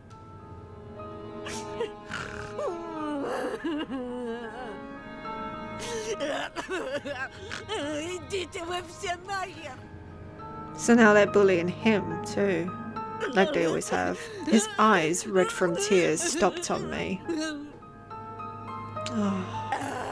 I didn't even have the time to erase the smile from my face when Semyon lunged at me like a hawk and clawed at my face with his twisted fingers with gnawed fingernails. I threw a kick toward the layer of fat under the coat. At the same moment, the world became fuzzy, the black trees and the faces of my classmates all blurred. А чё на это скажешь, сука? He threw up a hand holding my glasses victoriously, but his triumph was short-lived.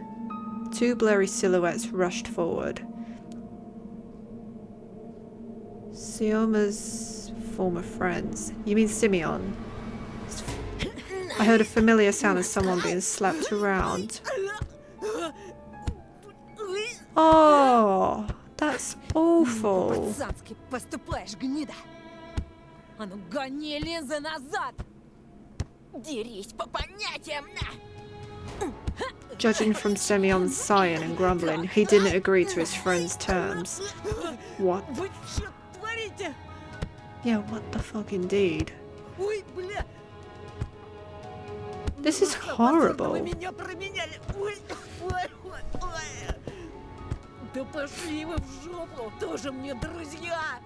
Now it's making me feel more bad that he goes missing. A huge figure tumbling in the snow barely managed to break out from the rain of punches and ran for the hills, dissolving into the twilight. Завтра в школе тебя выцепим, хрюндель! Точно, точно! За базар ответишь на! Горло тебе перережу, слышишь? Jesus. Romka and Yasha started throwing pieces of ice at the fleeing Semyon, but then switched to hurling mockery. The snow rustled. Two boys, clearly out of breath, approached me. I was finally able to make out their faces clearly. Мои очки. Блять. Romka cursed under his breath. Гандон этот стащил. Зато мы ему всыпали одну сына. Завтра вот с таким фуфелом припрется, отвечаю. They're gonna think we're friends now. Biasha let out a throaty laugh. He's annoying. Hyenas in The Lion King would envy a laugh like that. Ну и дела. Тоха, ты без очков хоть что-то видишь? Немного. A hand holding a red rectangle protruded from the mist. Romka was offering me a cigarette. Угощайся. Oh no, I don't like this. I squinted, trying to make out the brand, even though I didn't know anything about cigarettes. I haven't tried smoking yet, and I didn't really want to start. I wonder if they'll keep hanging out with me if I won't adopt all of their habits. After a moment of hesitation, I shook my head. Спортсмен, что ли? А ты в глаза долбишься? Yes. Не видел, как он Семёна четко вмазал? Oh, he's talking about him. Mortal Kombat-на. Тоха, у нас Рокки Бальбоа. Тогда уж и вам драга. Курим одну на двоих, гони Жигу. Romka pulled out a cigarette with his lips, and Biasha scrambled to find a lighter inside his pockets. Тоха, что я сказать хотел? Не держи зла, брат. Мы тебя на вшивость проверяли. А то очки эти, еще и маска. Biasha lit a giant Tbilisi, and Romka smacked his lips, while taking a long puff of his cigarette. Меня, кстати, Ромка зовут. I knew. He squeezed my hands so hard that my fingers hurt. His palms, full of dried, torn blisters, implied that he wasn't wearing a tracksuit for nothing. Это вот Бяша. Ты не очкуй. Со свиньей мы лично пообщаемся. He let out a cloud of smoke in my face, which instantly made me cough. Ага. Пойду I like this music. А то темнеет. I bowed to pick up my now empty backpack and look for its contents, hoping that my new buddies will disappear when I turn around. But they just stood there, passing a cigarette back and forth. Two small silhouettes with a small light wandering between them, with the pine trucks as the backdrop. They were waiting for me to finish picking up my textbooks while whispering something to each other. Romka was the one talking most of the time though. Biasha was just constantly sniffing with his running nose and mumbling in agreement. At that moment, I saw that old battered bunny mask from paper mache among the snow-covered notebooks. Its empty eye sockets could be filled with anything, with any eyes, but this mask looked like it only wanted mine. Where did it come from, and why was it in my backpack? I picked it up with utmost care, as if it could bite off my finger at any moment. It was just a carnival mask with a huge frozen splat of saliva on the inside. Still, something felt wrong about it. Something was writhing inside it, underneath the crust of old newspapers. I could hear 1,000 of tiny bodies rustling in the trembling fur. Something was trying to chew its way out. Oh, I thought there was... yeah, maggots. Готов, Тоха? Romka's voice pulled me out of my nightmarish delusion, and I threw the mask away in horror. Somewhere I won't be able to see it anymore. My innards were twisted from disgust, but I stood up trying not to show it. Whether those maggots were real or just one of my delusions, I didn't care. All of this was too much for a single day. I wanted to get home as soon as possible. Ладно, пацаны, мне пора уже. До свидания. I held out my hand toward the two silhouettes to say goodbye. A couple of dark, thin lines trembled in front of me. They stood without moving, as if studying me. С кедрами закорешиться решил. Мы здесь, вообще-то. I realized that Romka's voice was coming from behind and turned around, embarrassed. Деревья хреновые, кенты. Ты не ссы! Мы тебя до дома доведем, а то ты как слепой котенок. Так здесь живем и сгниешь. A cigarette butt hit against a stump with a flurry of sparks and started sizzling in the snow near my feet. The boys let out a strange laugh and took me by the arms. When we were leaving the clearing, I turned around in hopes to see Alyssa. Or at least some orange dot. What if? But I only saw a rumbling tractor that was creeping out from the corner. Don't know how I feel about this.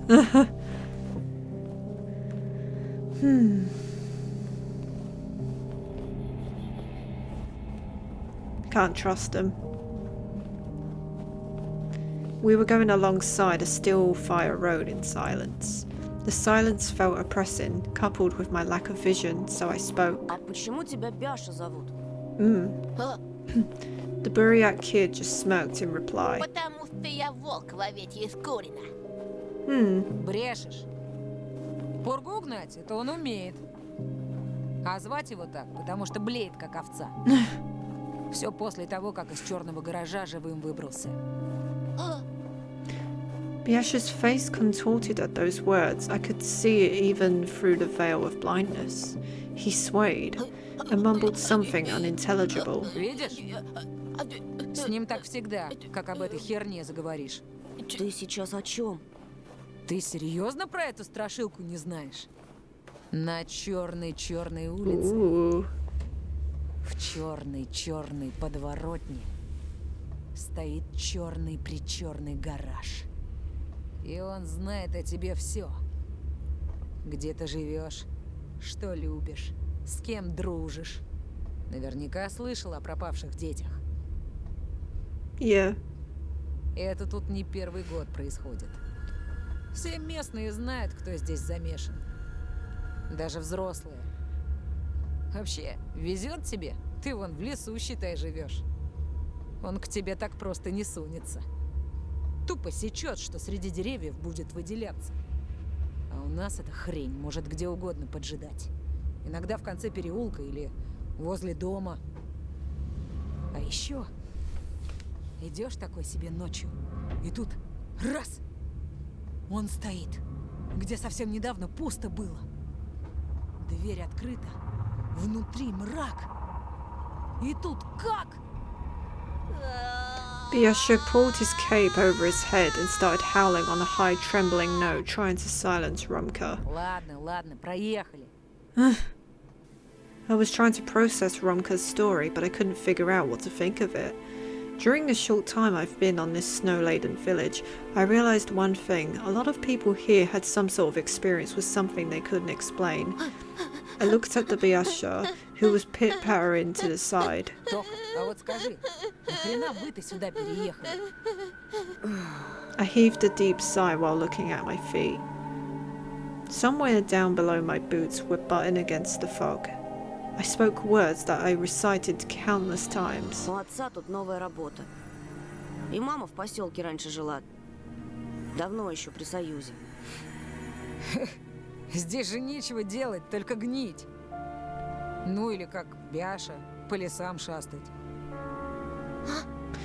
Biasha fearfully showed his face from under his hood like a snail crawling out of its shell and listened in. Он у нас турист. Летом целую неделю в палатке жил. Здесь, рядом. Прикинь? Хотя от мамки его звезданутой я бы сам в лес сбежал. We kept on going, but it felt like it was the forest was sliding by. pines were the black keys, and the space between them, the white ones. The thicket was playing its old creaky melody, the melody of roots, bear caves, and forgotten tiger skits. Skaties? I never heard of most of these words before. The snowflakes created an exciting illusion. It felt like someone was wandering the forest. Somebody tall, unnoticeable, ready to camouflage as a tree or a snow pile. And then, when nobody's paying attention anymore, they'll just continue moving along the road. But it was just a trick of the light. There was no one there. At least I wanted to think that. Oh, Romka suddenly stopped and said, Слышите? В лесу кто-то бродит походу. The skin under my clothes started itching, my stomach started aching. We looked the way Romka was pointing. Высоченный, причем с нашей скоростью идет.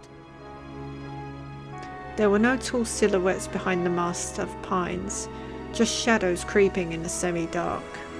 Slow shadows. Fast shadows. Hungry shadows. The snow that fell silently on the branch made me shiver and bite into my lip, as if something huge lifted off the tree and flew away. Maybe even toward us. Romka picked up a pine cone from the ground and threw it into the thicket. Hey! His shout ricocheted as if it hit a tightly sprung drum. The echo mocked Romka, then the silence reigned again. Кто-нибудь видел? I shook my head. The only things I could see were the vertical strokes of trees, the darkness, the snow and hazy silhouettes of my companions. I remembered the rough textured trunks, the spongy lichen? I have no idea, sorry. And the icy bits on the bottoms of the ravines. Пойдемте скорее, а то вечереет. I was again grabbed by the elbows and dragged along toward the forest, toward the pointy spires of branches. The sun had finally sunk behind the green peaks. The darkness writhed, spread its shoulders and started spreading like smoke. It started snowing, thick sticky flakes, white flies following the scent of dead meat. My vision had become a small island awash by dark waters. My morning nervousness was getting the grasp of me again.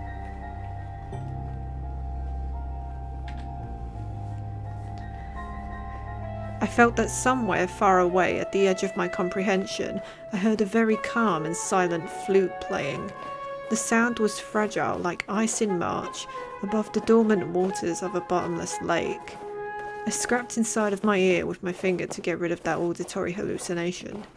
The forest was silent. I imagined a child walking at night under the watchful eyes of pines. А вы знали Вову Матюхина?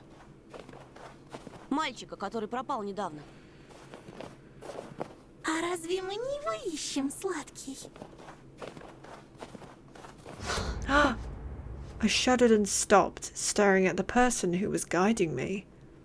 What the fuck? At Elisa in her unchanging fox mask. The girl was gently holding my elbow. Что ты здесь? А ведь я тебя потерял. Потерял, потому что зазевался. I squinted in suspicion. И давно ты за нами идешь? Что значит давно? Я всегда была рядом. Да и за кем? За вами. Stunned, I looked around but couldn't find Roma or Biasha. And then I felt her cold finger on my wrist. Пойдем же. Мы собирались искать Вову. Oh my god. Without a chance to catch my breath, she started dragging me along through the forest. I was enveloped by the smell of tangerines, coffee and firecrackers. I felt like I was a small kid again being led into the unknown. I saw the dark silhouettes of trees ahead. The bushes, hedgehogs were wary, showing us their spikes. Something rectangular appeared in our way like a small box.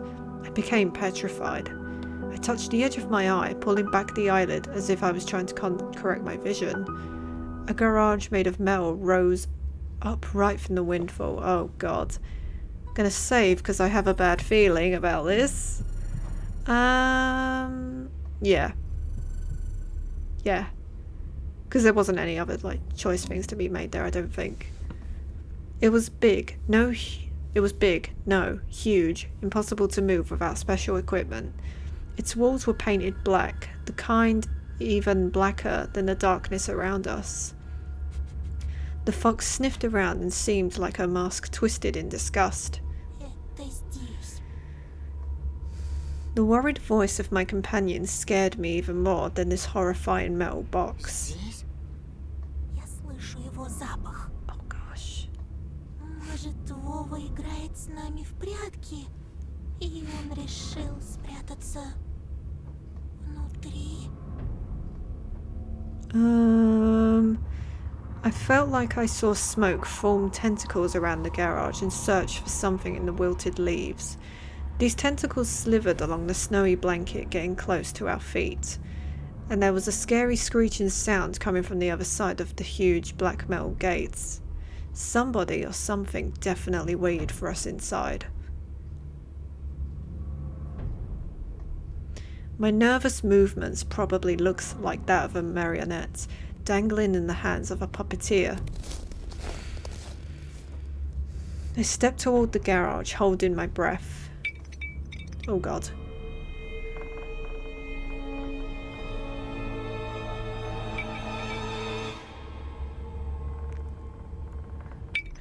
And gave the sheet metal a small knock with my knuckles. Knock, knock. And then jumped back.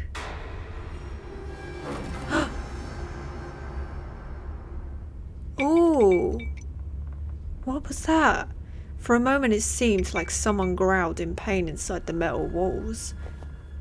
I heard rusty meat hooks jingle on thick metal chains, awakening someone huge who crawled to open the black gates. Oh my god. Nothing happened. My heart was racing. Oh my god. Nothing.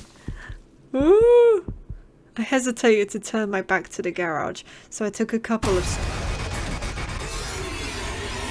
Jesus! Run! I heard a weak, scared voice resound in my head. I didn't even get a chance to read that. Stumbling all over the place, I still rushed into the night that was swarming with shadows. I ran behind the crooked pine trunk, sure that Elisa was by my side.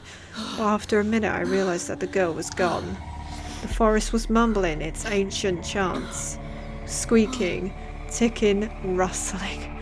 I froze. I didn't know how much time had passed before I realised that I was standing in complete darkness, in a circle of trees that were shooting up their trunks high into the sky. Do you ever get that kind of scare where your heart jumps and you just feel like pins and needles all over your body? Oh my god.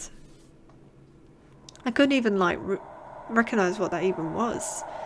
The world around me moved and vibrated. My ears were plugged up from all the rustling. The treetops melted into the cosmic darkness. The bushes became cages, the hostages suddenly set free. Excuse me. It felt like a paw with giant claws could find its way out of the darkness and grab my stunned face at any moment. I heard a scream somewhere far away. Антон! Hey, it's our father! Someone was looking for me, just like that boy who went missing. Tears stung my eyes, a heavy drop fell from my lashes. Антон! Yeah, the scream was closer now, and for a moment I even believed that I was about to be saved. One of the trees moved! It wasn't Rumka, nor was it Biasha, an adult tall with long arms. Many shadows that looked like dogs crawled behind it, but those beasts were much larger than Jolka. The forest was dormant no longer, its true face was revealed. I stood still like a deer skewered by the lights of an incoming truck, and the beasts all stared at me. In the semi-dark without my glasses I could see very little, but it was still more than enough for me to freeze in terror.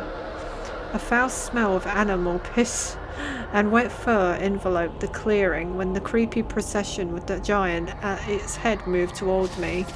My legs gave away because of fear, and I fell to my knees into the snow. It looked like I was praying to that figure, to the trees, to the darkness. I didn't dare lift my eyes, so when he got close, showering me with his stench, for a moment I thought that his legs were covered in grey fur. I I shut my eyes so tight that red circles started dancing on the inside of my eyelids. I don't want to look, but I could still hear everything. His breath scratched against my ears like sandpaper. His voice was deep, hoarse. No, it wasn't a voice, a roar.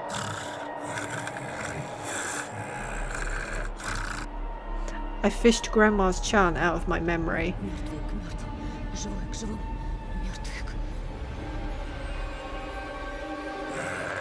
I got his stench and roaring in reply. Words could never protect against claws and fangs. I was helpless. And then I heard a familiar, sweet voice nearby.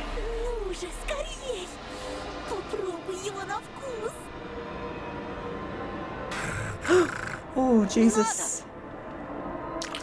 Something hot slid across my throat like a meaty, sticky rope. Someone's tongue. Oh my God! From the narrow embrasures of barely lifted eyelids covered by my trembling fingers, I watched a horrifying silhouette tower over me. I was taking in the smell of kennels, compost pits, and moss. Compost. In front of me stood a scary horned beast with a royal presence to it. His posture told me of his awe-inspiring nobleness. His horns supported the clouds and his popped-out leucomas pierced my eyes that were ready to burst from fear with a thorny stare. His hands were full of gifts. Candy! Candy fell to the snow, sparkling with its fancy wrappers, silvery packs of chocolate bars and a Chubba Chub sticking out from the snow pile with its plastic stick. More candy fell at my feet. Oh my God. A toy gun knocked against the ice, and even though I was paralysed by fear, I still remembered the missing boy Vova had a gun exactly like this. A doll fell nearby, and then it started raining toys, a spinning top, a teddy bear with a torn up nose, red-headed Coulson without a propeller, a tin toy soldier with a flag, firefighter truck, and a crop duster plane. The toys weren't covered in blood, but my imagination was painting them with red spots and crimson leaks all on its own. A horned shadow covered the treasures that once belonged to the missing kids. Hairy hands reached into surrounded darkness, took out a mangy bunny mask that was haunting me. Oh my God! And forcefully pulled it over my face. The shadows of beast around us slowly and graciously stood up on their rear legs. And then light hit my face, shattering the monster's figure in two. I put up a hand to protect myself. Flashlight's rays slid down. Hey! Антон! He's found us. Вот ты где. Ты совсем сдурел? Phew. Это вообще как понимать? I was staring at my dad, completely stunned, into the space where the monster was just a moment ago. The clearing was enveloped in darkness again, but I could still barely make out the outlines of toys and candy in the snow. And I'm sure if I was brave enough to get close to the bushes, I'd find animal prints there. Язык проглотил? Одноклассники твои к нам пришли. Сказали, ты сбежал от них в лес, в самую чащу и... Что это за дрянь ты напел? I pulled the mask down from my sweaty face and threw it into the heap of toys. Branches cracked in the distance. I pressed myself into my father's chest, engulfed by fear. He started looking around, alerted, and spoke in a tone of voice that was much more nervous. Так, пойдем отсюда скорее. Мать узнает, такой нагоняй нам устроит, мало не покажется. I reached out for my father, still feeling the chilling embrace of fear. I grabbed his firm hand, felt his quick pulse with my fingertips. Whew. Then stood up and wobbled along behind my father, following his barely discernible footprints. Back to civilization, back to light, back to the road where my dad parked his car. Чтобы дома ни слова, ясно? God. Ни единого намека, где я тебя нашел. Да, пап. That was insane. He was holding my hand as if it was the most precious thing in the world and kept telling me how afraid you. But this wasn't that sticky like an animal tongue fear. His sphere was a noble crystal clear diamond, and I just nodded in reply and kept moving my feet. And then I heard a familiar voice coming from behind me. Помни, пока ты со мной, никто тебя здесь не тронет. That is crazy. The car sped toward our house. Oh! There it is.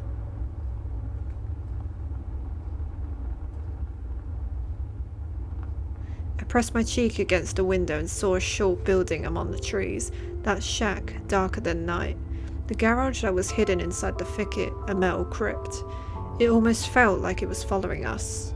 A moment passed and the building disappeared around the corner. I gulped down something bitter.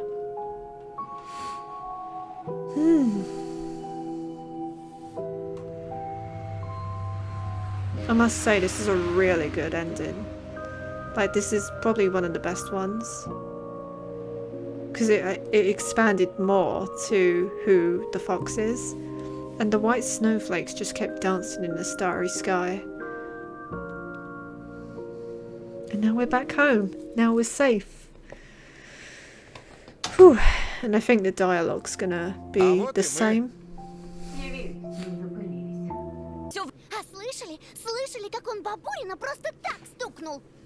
Это каким надо быть уродом, чтобы в первый же день так над одноклассником измываться?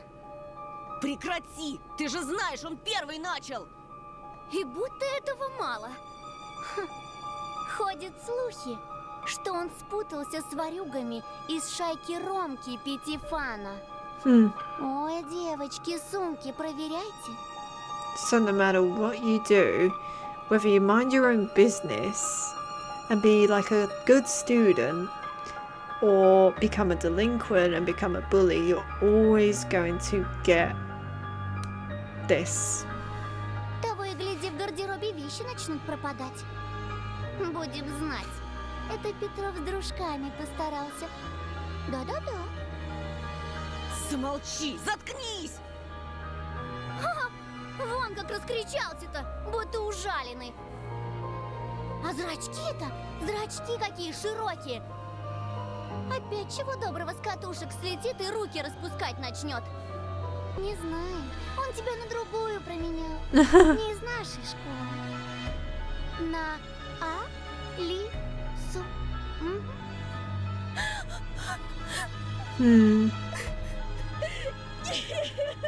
No, that would make sense why she'd be upset now. Почему? Чем она лучше меня? Он! Животный чужак! It makes you feel even more bad after what happened to him. Thank you for completing episode 2. Yes. And yeah, we are deeply grateful for everyone who purchased the game in early access. So yeah, that is it. That was I've been recording for 4 hours because I really wanted to get through all the endings. What can I say? Well, that was really, really fun. I really enjoyed it. It was really, really well done.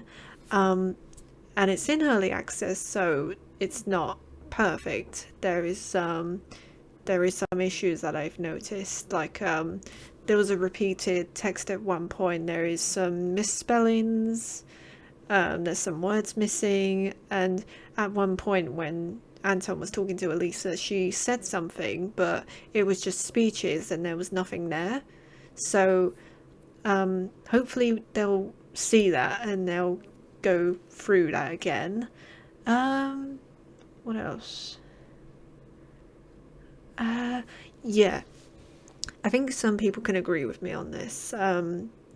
If you've completed episode 1, I feel like there should have been a continue option for going straight to episode 2, because I had to skim through episode 1, but I got to see like a glimpse of like the voice acting, which it was really cool to hear. But I didn't want to repeat that all over again. so I had to skim through all that to get to episode 2. So I feel like when they do develop this into the game more and episode 3 comes out, I feel like they could have a continue option, which would really benefit for the game. But other than that, that was really, really good. I think I liked the last ending better because it got to show more of the Forest Master, which was really unexpected. And the whole thing with Elisa was just really scary, and it definitely had me on edge the whole time. And that's what I love about Tiny Bunny. It just leaves you on edge. And I really do look forward to seeing the rest of it. So, to those who came and joined me, I really, really appreciate it because I really enjoyed it. And I just want to show you this too. Because I completed the second episode, you can see on the left side that another one's appeared, because in the first episode the one over there has formed, so now there is one here. So yeah, I think that is so awesome.